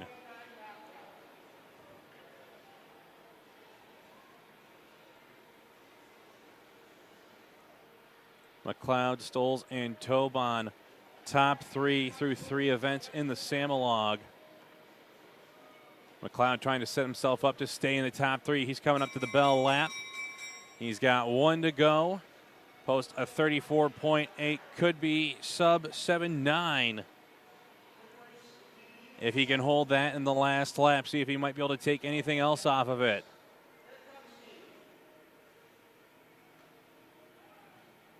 And McLeod leaving it all out there. He's got his hands on his knees on the backstretch, trying to help those tired legs push out as much power as he can muster. McLeod going to be gassed here at the end, but going to set a new personal best time as he hits the line with a 7:08.26. All right, it's a new personal best for McLeod and sets a nice benchmark for the rest of the field to chase after.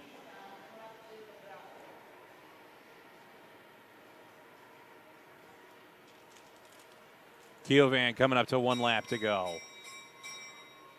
There's split 41.8.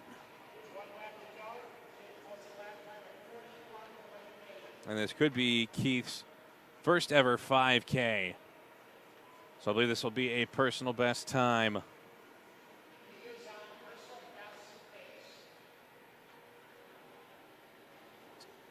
Coming through the final turn. That'll be something in the 8:10 range. Keelvan gutting it out down the final 100 meters.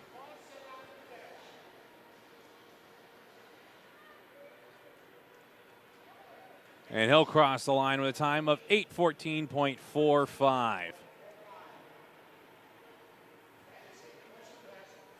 A personal best for McLeod, personal best for Keelvan. McLeod on top of the board.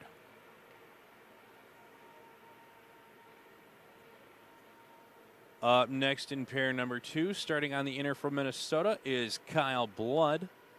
I think this might be his first 5K as well. And then on the outer, we have Caden Barber out of Minnesota. His personal best is 8:40.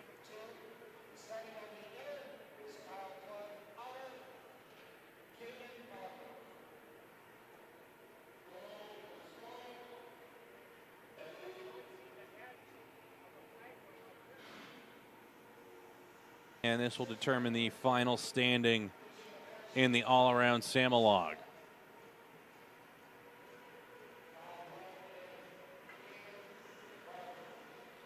All right, 12 laps to go. Blood going to open with a 23.2. Barber 24 point. They have to finish better than 8:14 to get inside the top 3.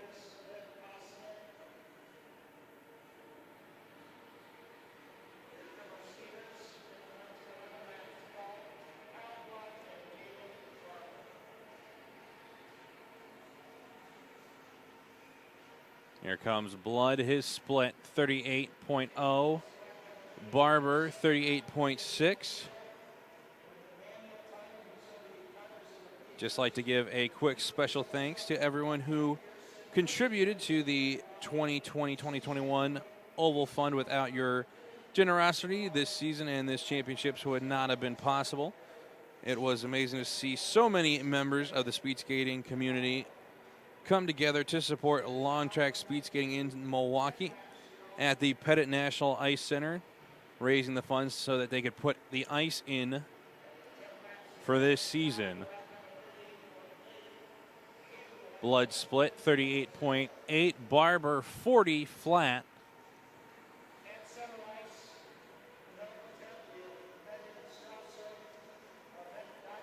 Looking between 8 minutes to 8:30 for the pace for Blood and Barber.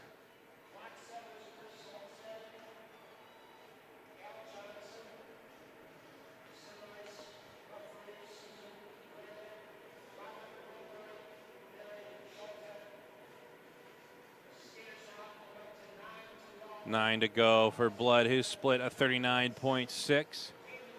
Barber 41.7.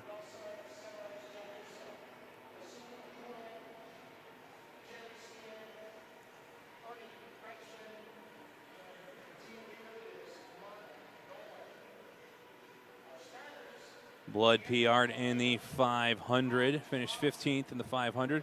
Also PR'd in the 1500, finishing 13th. Sat 14th in the Samlog coming into today. Barber finished 12th in the 500 with a season best and a season best in the 15, finishing 15th overall. He sat at 13th coming into today.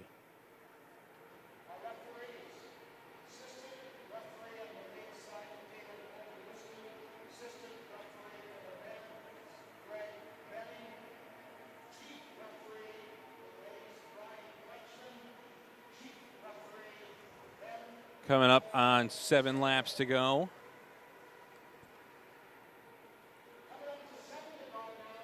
Skaters looking to try to get under 8:40 going off their current split times. They've got 7 laps to go. Closing in on the halfway point of this 5,000 meters. And it is a grind. And you can see by the body language of Barber, the suffering is starting to set in as he puts a split time of 44.2.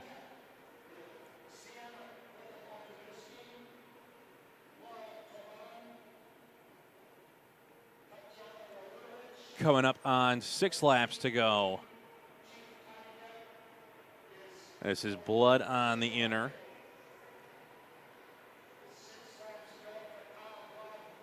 They'll split at 41 flat. Running at about the 8:40s now for their pace. Barber coming up to the split. 44.7.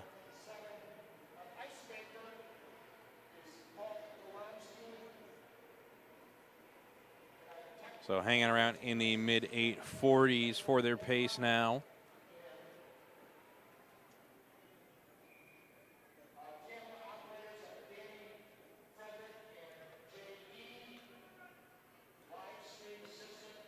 Five laps to go as Blood splits at 40.7.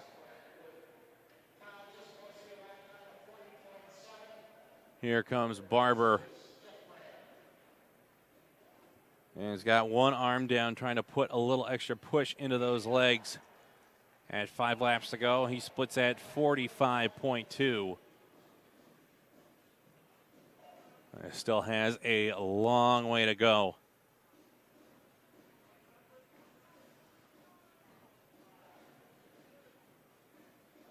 Here comes Blood on the inner. He's got 4 laps to go. His split 40.3. It's a long, long haul.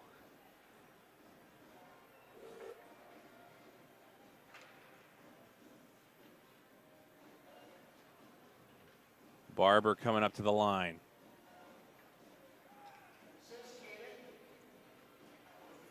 Still looking at the mate at the mid 840s for Blood. Barber's last split, 46.7.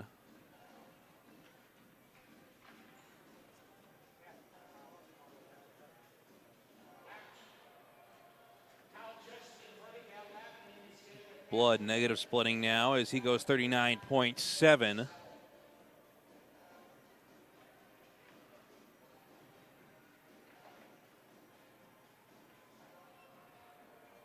Still sticking in the 840s on his pace.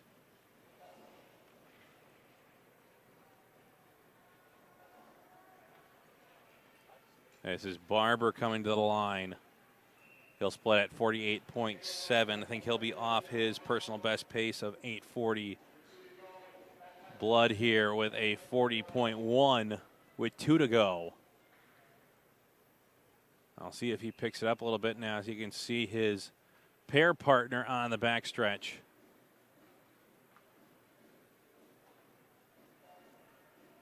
Try to tie that invisible rope and pull yourself ahead of him, and Blood able to go around as they enter the corner.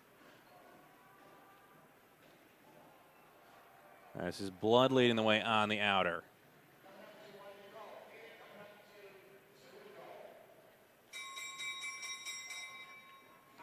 One to go for Blood. His split 38.8. He negative splits there after chasing down his pair partner. Barber 50.3 with 2 to go. And Barber, you can see the suffering in his body language.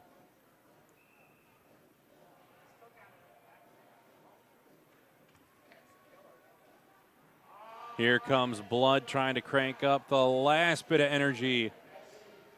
And this should be a personal best time for him, as he'll go sub 820 with an 819.03. And here comes Barber, and he's got one more agonizing lap to go.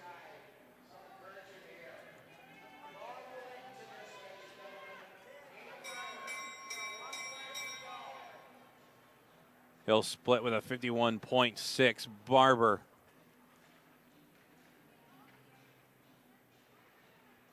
might want the bottle of oxygen after this one.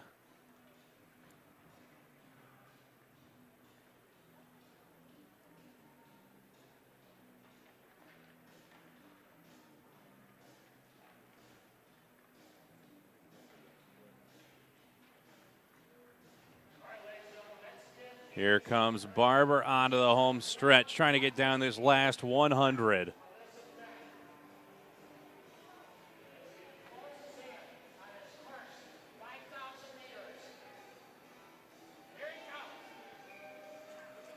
And Barber will finish with a time of 9:28.01.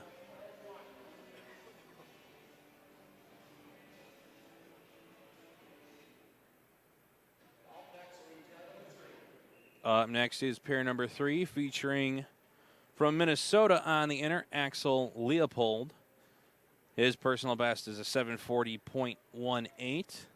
On the outer is Carl Titelli out of Illinois. His personal best is 749.83.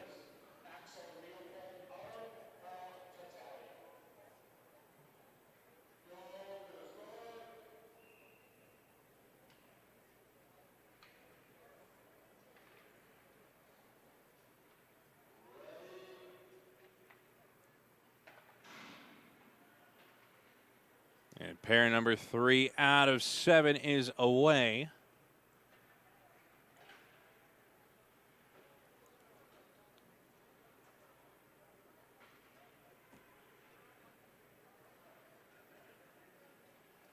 I believe this is Leopold's and Titelli's first 5,000 of the season. Leopold opening with a 21.06, Titelli a 21.03.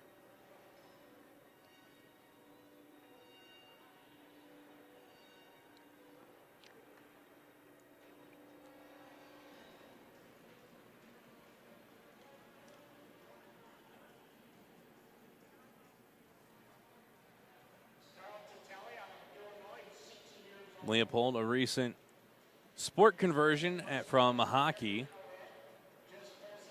Tatelli, mainly a short tracker, but was the long track pack age group champion last year.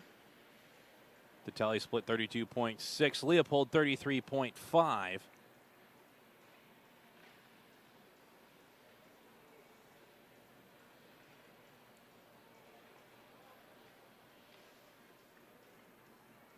Both skaters look like they found their groove. 10 to go for Tatelli. 35 flat. Leopold 35.3. See how long these two stay in contact. Tatelli going to move now to the inner. On the backstretch, Leopold in the light blue suit moving to the outer.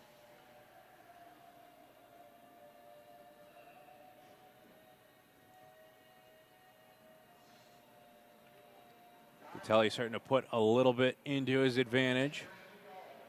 Got 9 laps to go. He'll fall off. The pace set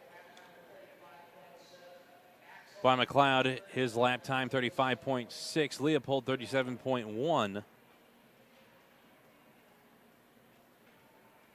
And if Tatelli can limit his drop-offs, could finish somewhere in the 720s. If he has the expected drop, we're looking at something in the 740 range, which would still be a personal best time because his best is a 749. Here comes Tatelli. His lap time, 35.7. Leopold, 37.4.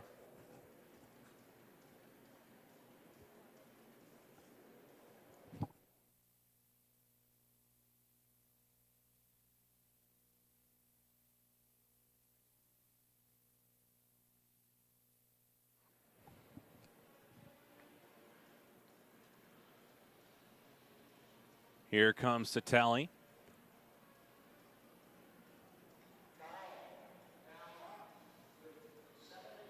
Seven to go for Tatelli. 35.8 is his split. Leopold, 38.6.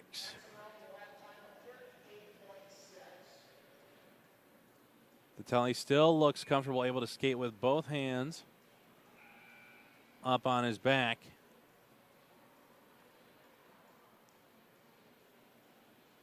So when you see the hands drop to the knees, then you really know the pain threshold has been overextended. Tatelli, 36-second flat lap with 6 to go.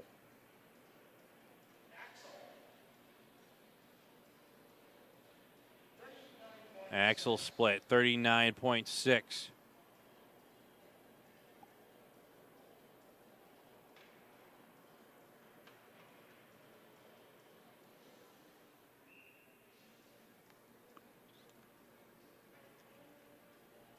Here comes Tatelli on the home stretch.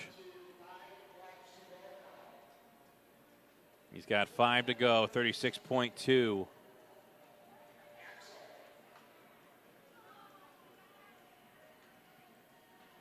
Leopold coming up. With 5 to go, he'll split at 40 flat.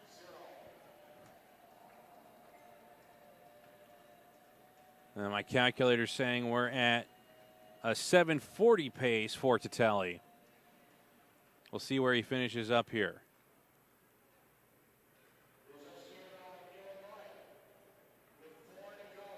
Looking a little more uncomfortable. It's still staying in the natural form. 37.3 second split for Tatelli. And his personal best is a 749.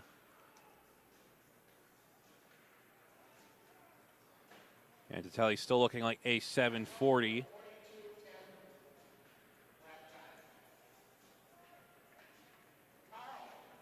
Here comes Tatelli.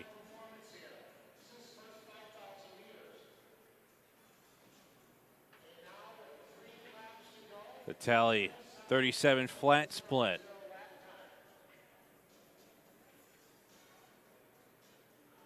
Tally coming into today was sitting at 9th overall in the overall standings. Finished 8th in the 500 with a personal best and 9th in the 1500 also with a personal best. Tally looking to try to get under 740.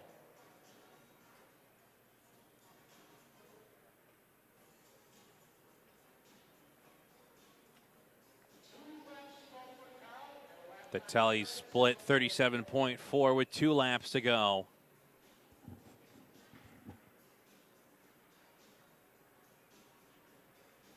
Looking to try to stave off the 39 second lap split. Trying to set a new personal best time. Needs to get under 7:49. Axel coming up to 2 to go.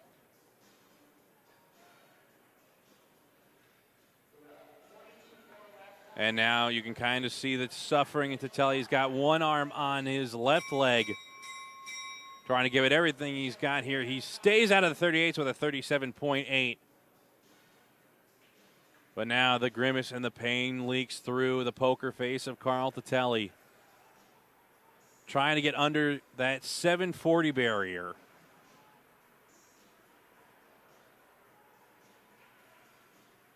Here comes Leopold.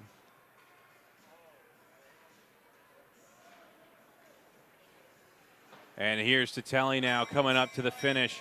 He'll get well under 740. It looks like it could be a 735. And we did not get the tick over on the clock. It looked like it was close to 735 for Tatelli. We'll have to wait for the official announcement of his time. But was able to shave some seconds off there late.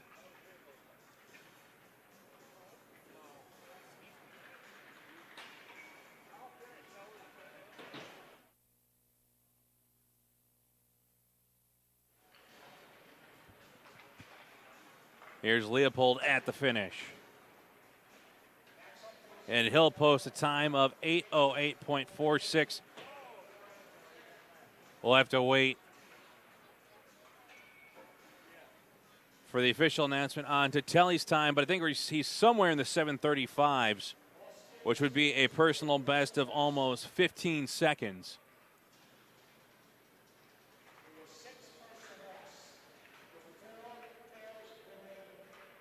Up next in pair number 4, starting on the inner out of Utah, is Dylan Woodbury. His personal best is a 712.63.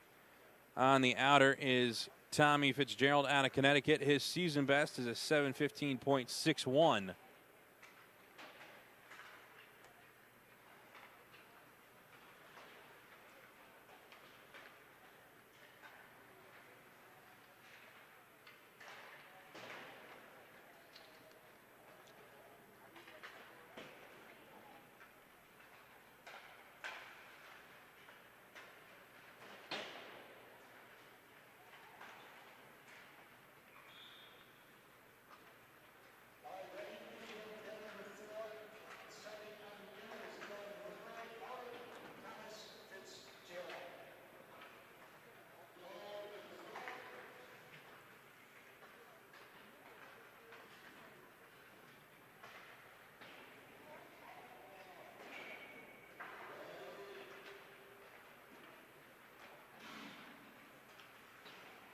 So pair number 4 is away at the start of the day.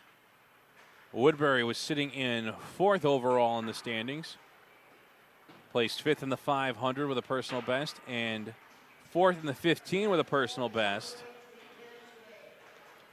And it was pretty close between 4th through 7th in the men's standings.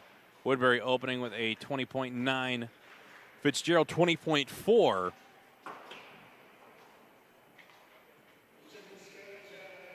Woodbury a B1, Fitzgerald an A2.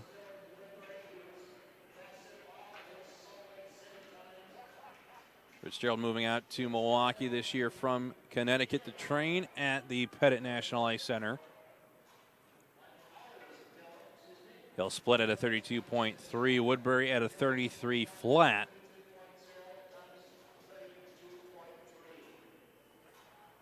And Fitzgerald would have to beat his personal best time in order to unseat McLeod, who's sitting at a 7:08.26. Have to be a 7-second personal.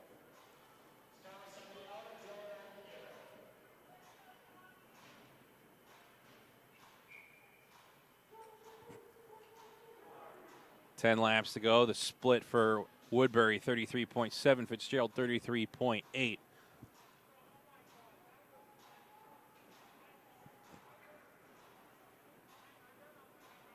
Woodbury getting a little bit of a draft off the big man out of Connecticut on the backstretch.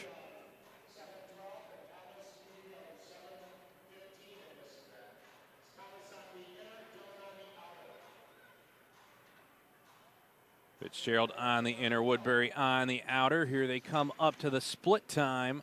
Fitzgerald 33.9, Woodbury 33.5. Both of them staying out of the 34s.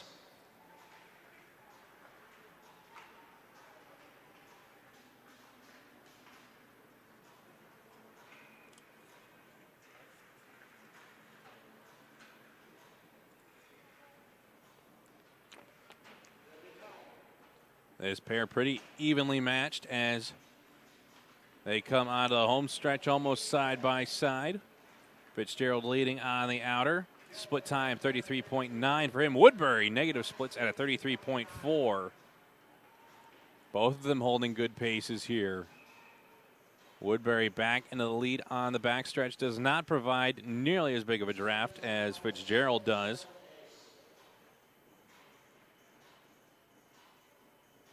A good matchup in this pair, though, as they're coming pretty close to even back onto the home stretch again. Fitzgerald on the inner, Woodbury on the outer. Fitzgerald's split going to be a 33.7. Woodbury 33.8. Both skaters doing a nice job keeping consistent lap times. Neither of them has dipped into the 34s yet.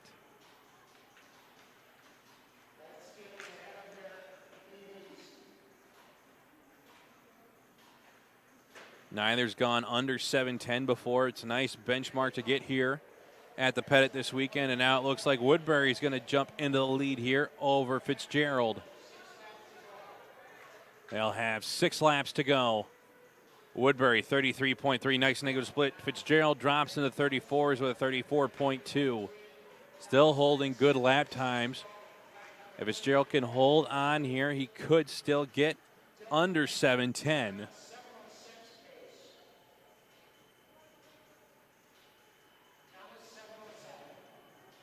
Fitzgerald was ranked at 7th in the standings coming in today. PR'd in the 500 and the 1500.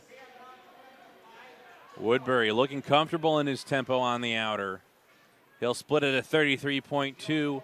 Fitzgerald keeping it a low 34 with a 34.2. Still currently running, both running faster than the time set by McLeod.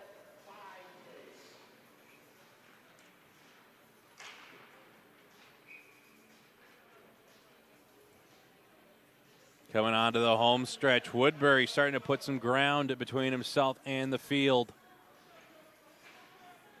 Had a 2-second lead over McLeod at the last split. Moves that out to a 2.5. He splits at a 33.4. Fitzgerald still keeping a nice lap time at a 34.3.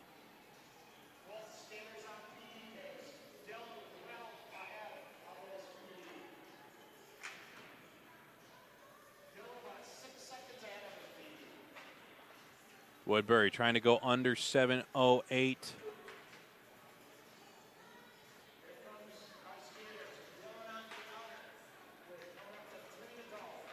Three laps to go for Woodbury. Splits at a 32.9. What a negative split. Fitzgerald stays in the 34s with a 34.9, but just gets off the pace set by McLeod.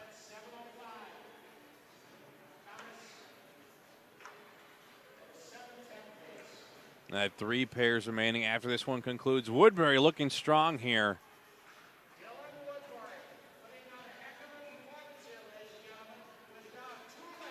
He's got 2 laps to go. He splits at a 32.6.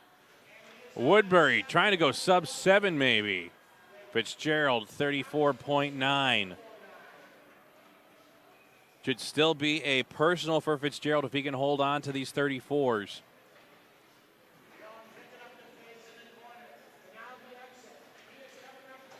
Woodbury held nice, consistent times to the middle of the race, but now he's gone under 33-second laps in his last two. He will again with a 32.5. He's 6.5 seconds ahead of the pace set by McLeod. It's going to be tight to try to get in under 7 minutes. Fitzgerald with 34.9. Should still be a personal for Fitzgerald. Just needs to hang on in this last lap. Here comes Woodbury. What does he have left in the tank for this final 100? Closing in. It's going to be close to 7 minutes. Can he get underneath that barrier? And he will with a new personal best time with a 6:58.87. Sets the new top time on the board. Here comes Fitzgerald to the finish.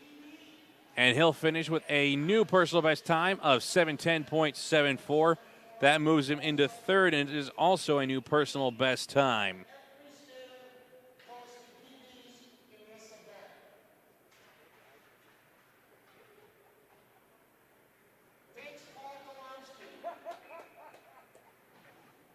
Up next is pair number 5.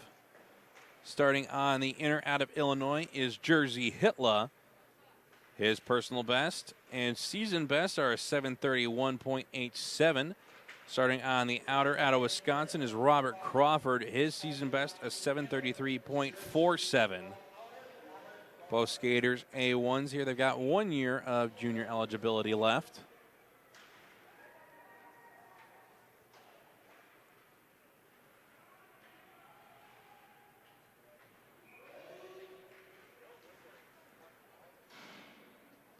Coming into today, Hitler was sitting at 8th overall. Finished 11th in the 500 and 8th in the 1500, setting a personal best in the 1500.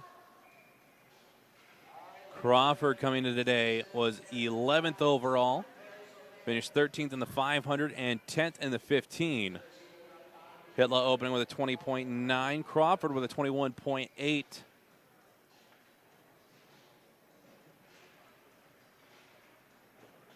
Both skaters going to have some big PBs in order to chase down the top 3 spots. All of them under 7:11.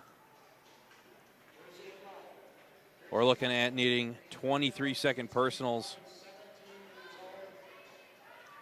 Jersey skates with the Franklin Park Club in Illinois. His coach is Steve Penland, and you've got Robert Crawford, who skates with Mike Woods.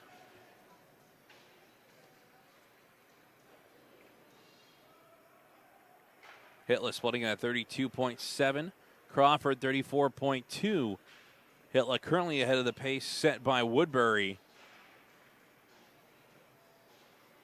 Well, Woodbury putting on a heck of a second half performance to get under 7 minutes. 34 seconds for Hitler's split. Crawford 35 flat.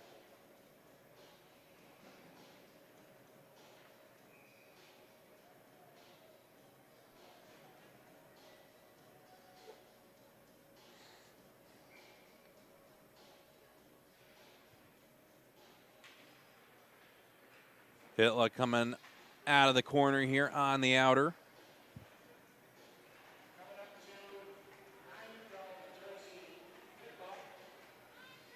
He'll split at a 34.6. Crawford 35.5. Hitler still on a big personal best pace. If he can hold the drops to a minimum, could finish under 7:20.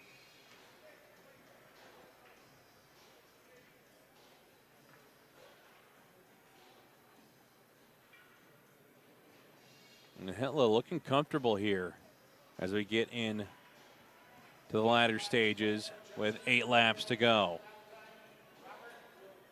Hitler split 34.7. Crawford 35.7.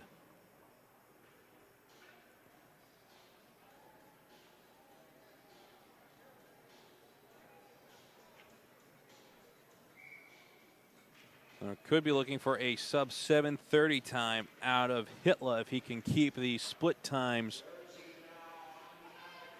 at relatively the same point. At 7 to go, he'll split at a 34.9. Crawford, 35.6.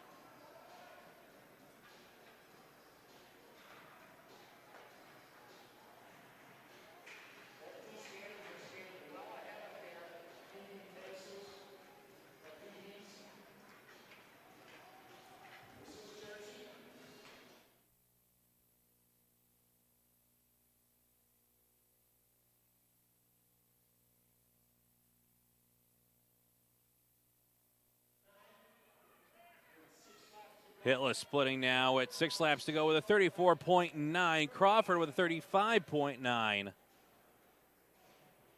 Hitler still holding on personal best pace. He's about 5 seconds off of Woodbury's pace. Could be looking for sub 7:30, maybe even sub 7:27 out of Hitler. This is him coming up on the outer.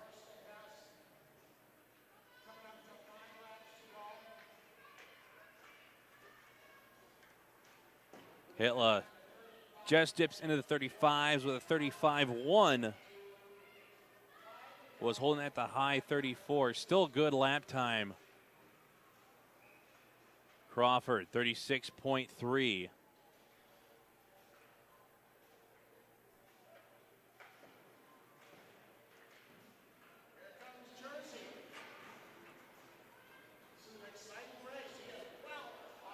Jersey coming up to 4 laps to go. But now you can start to see the grimace a little bit, the pain starting to set in. He clocks in at a 36-second lap. Going to try to grit his teeth and hang on here for a nice personal best time. Crawford splitting with a 36.6.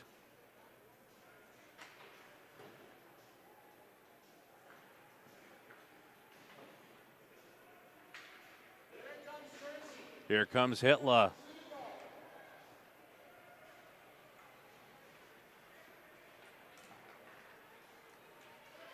Three laps to go for Hitler, sticking his tongue out in anguish. His split 36.1. Trying not to hemorrhage too much time. Wants to get under that 7:30 barrier. Crawford, 37.4.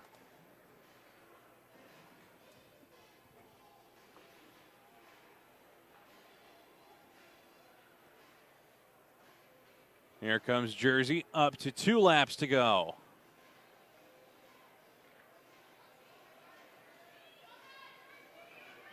And Hitler's hood falling off here. Wonder if he's getting a little hot in that skin suit. His split at 37 flat.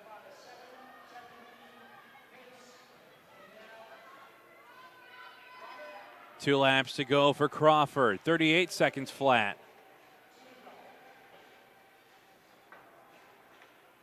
Hitler, if he could hold on, he'd be under 7:20. We got to see where this second to last lap puts him.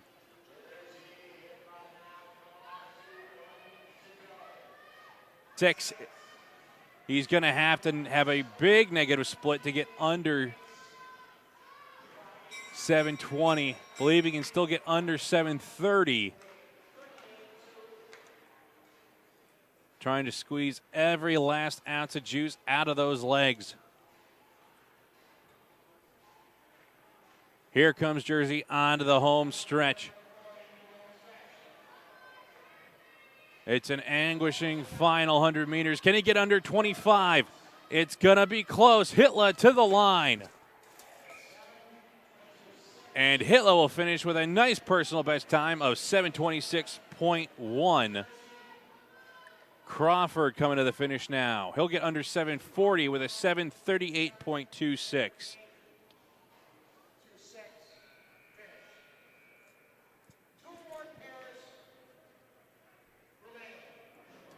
We've got 2 pairs remaining. And pair number 6 starting on the inner out of Wisconsin is Jordan Stolz. His personal best, a 6:43.84. Starting on the outer from Utah is Ian Frederick with a personal best of 7:08.23. See if Jordan can get under the 650 mark here at the Pettit National Ice Center. The ice has been very good this weekend, thanks to, in part, by the efforts of Paul Golomsky and the ice crew here at the Pettit National Ice Center. Well, we got to see what Jordan has left in the tank. He's swept all 3 events so far.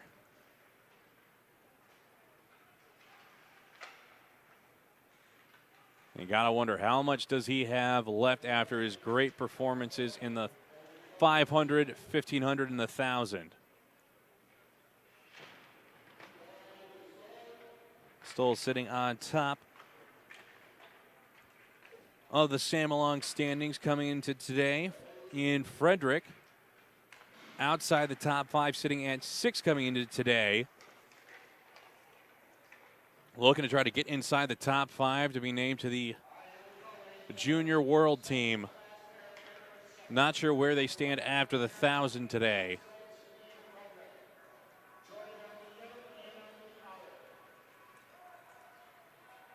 Stoll's going to open with a 21.5. Frederick with a 22.1.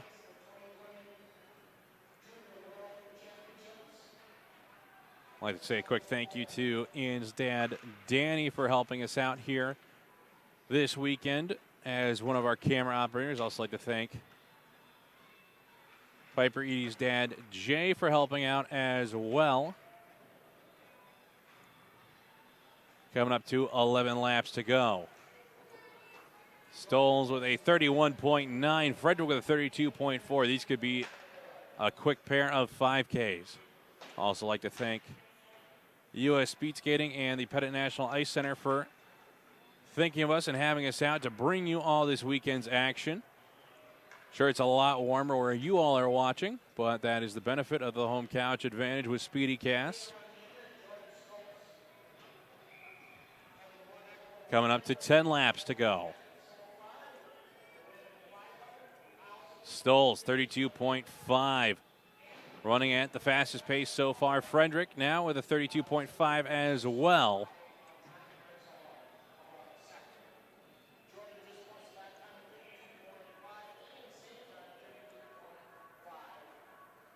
And Stolz almost beating the junior national record in the 500, setting a 35.45 here at the Pettit yesterday. Very impressive effort. Might be the highlight of the weekend. Stolz with a 32.4. Frederick with a 32.9.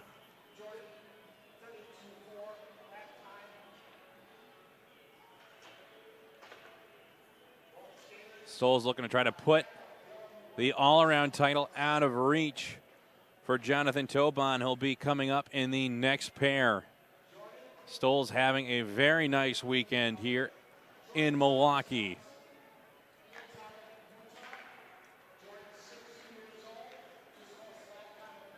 Stolz lap time 32.3, Frederick 33.8.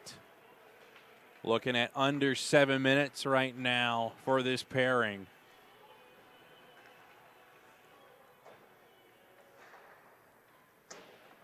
Question is, what does Stolz have in the tank for the last third? Can he put on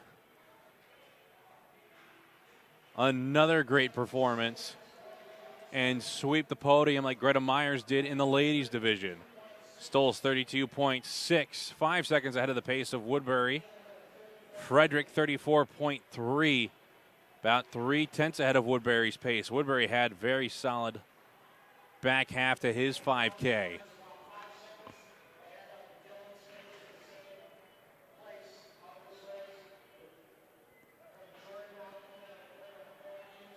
Here comes Jordan up to 6 laps to go.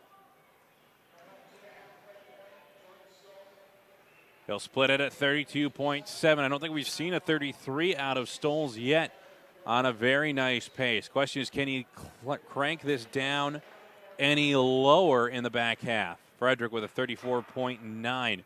That was what really put Woodbury ahead of everybody else.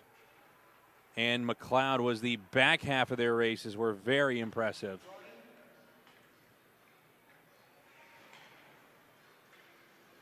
Here comes Jordan with 5 laps to go. 33.0 for Stoles as he falls off the 32 pace. Frederick with a 34.9. Stoles would be looking at a sub 6:55 if he can limit these drops. Coming up to 4 laps to go.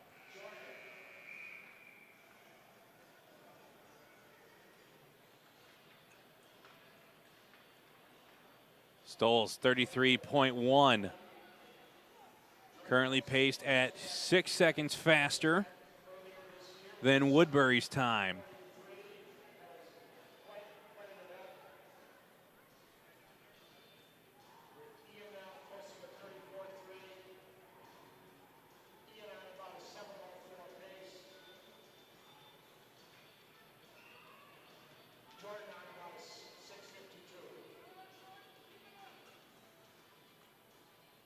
Here comes Jordan at the split. Gets back into the 32s with a 32.9. Still running 6 seconds faster than Woodbury. Frederick, 34.4.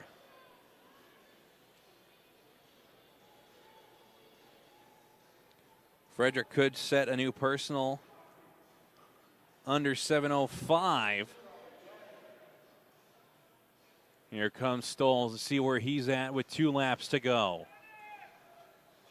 33.2. Still looking at under 6:55. And only one pair to come after this. It'll feature Augie Herman and Jonathan Tobon.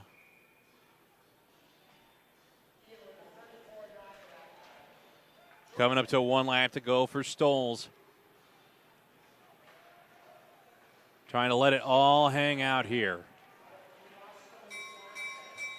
At the bell, he's at a 33 flat. He needs a negative split in order to get under 650.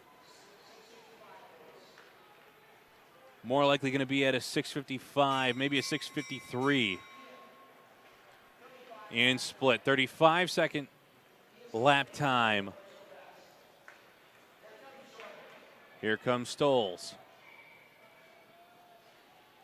He won't get under 650, but he'll get under 655. And the fastest time of the day so far with a 653.58.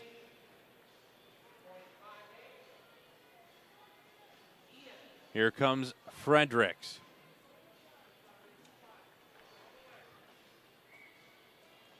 And he'll finish with a 7:10.81. Just off his personal best time, but a nice race here for Frederick. Now coming up next is the final pair of the weekend, featuring Augie Herman out of Minnesota on the inner. His personal best is a 7:07.21. On the outer, out of Wisconsin, is Jonathan Tobon. His season best is 6:54.83. He would have to better that in order to beat Stoles. Set the mark at 6:53.58.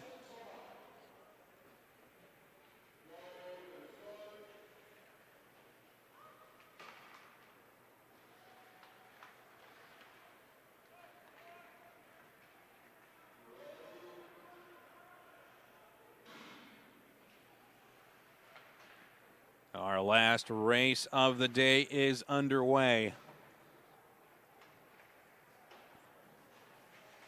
Jonathan, member of the last 2 Junior World teams.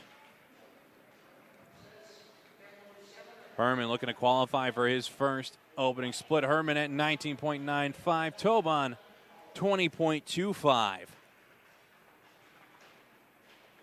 With the ice conditions this weekend, Herman could set up for a very nice personal best.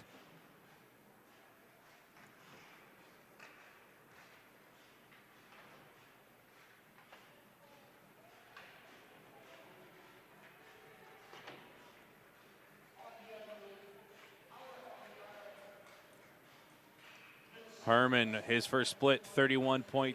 Tobon, 32 flat.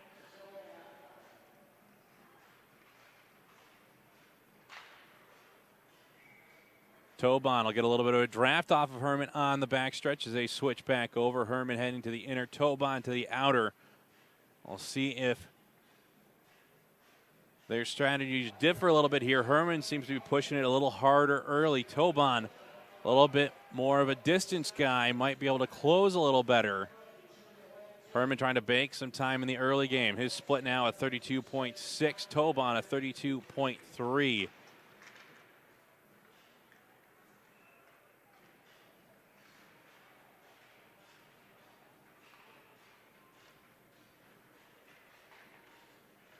If they could keep these lat times up, they'd be skating a 6:45.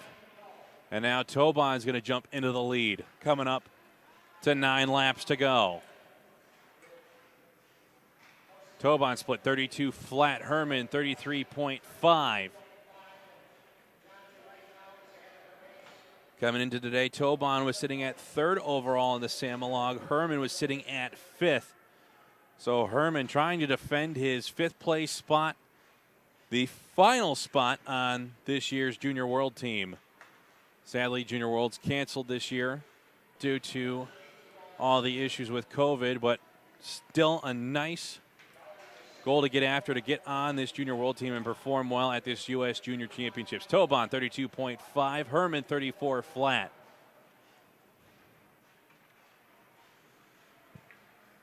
Both these skaters are B2s. They have 2 years left of their junior eligibility.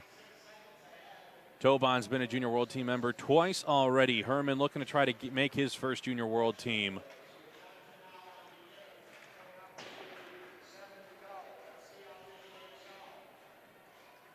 At 7 laps to go, Tobon split 32.5, holding very nice flat lap times. Herman 34.5.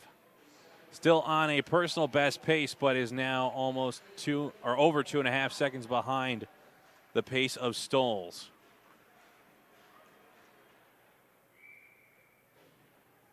Could Tobon maybe go sub 650? He's on that pace right now to do exactly 650. Tobon, negative splits now with a 32.3. Herman splitting with a 35 flat at 6 laps to go.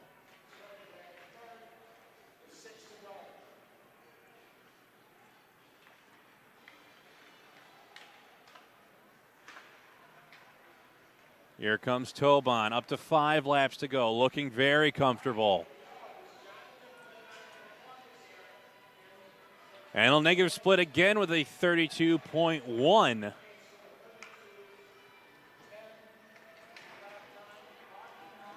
Right now, Tobon on pace for the fastest 5K. Herman split 34.8.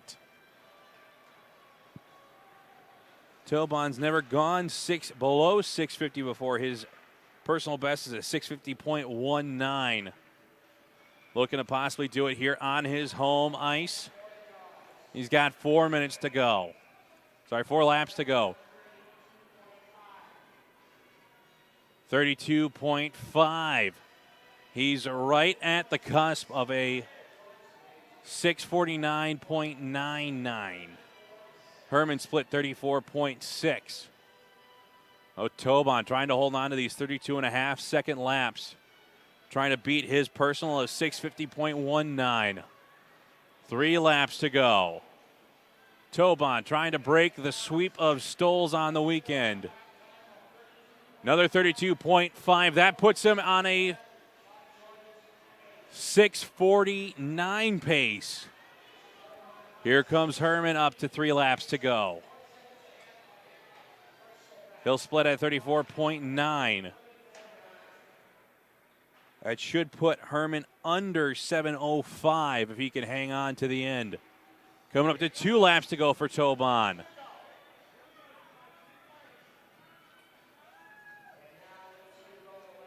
And Tobon with a 32.8.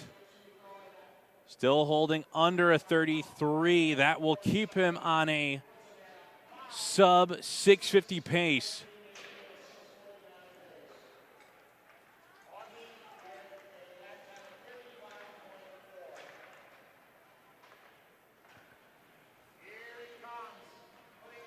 Here comes Tobon, up to 1 lap to go.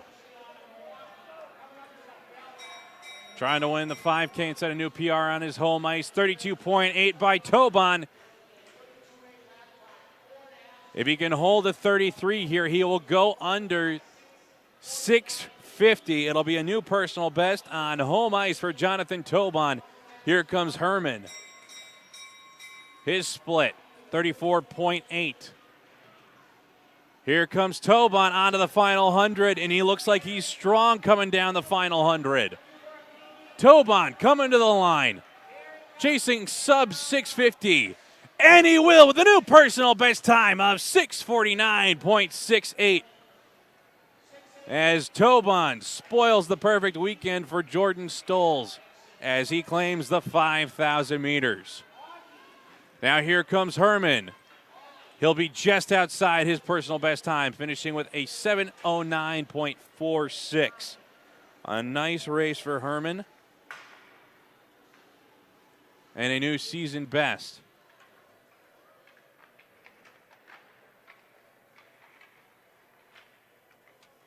So that will conclude the racing here at the Pettit National Ice Center.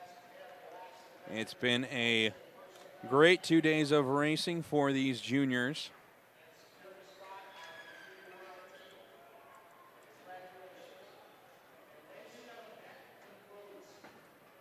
So unofficially, Jonathan Tobon wins the 5,000 meters.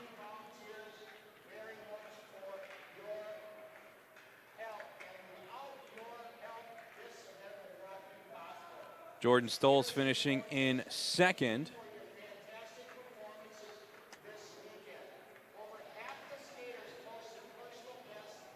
And a lot of nice personal best times. The ice was in great condition here, thanks to Paul Golomsky and the Pettit National Ice Center ice crew.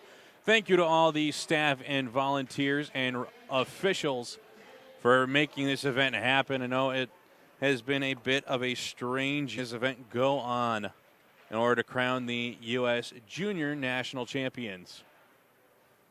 Okay, but Stolz had quite an advantage coming in the Samalog. So that will do it here at the Pettit National Ice Center. I'm Gordon Severin here on behalf of SpeediCast. Wishing you all a good day. And now it's time to switch over to some football as it's the NFC and AFC Championship game days. So, have a good day, everybody.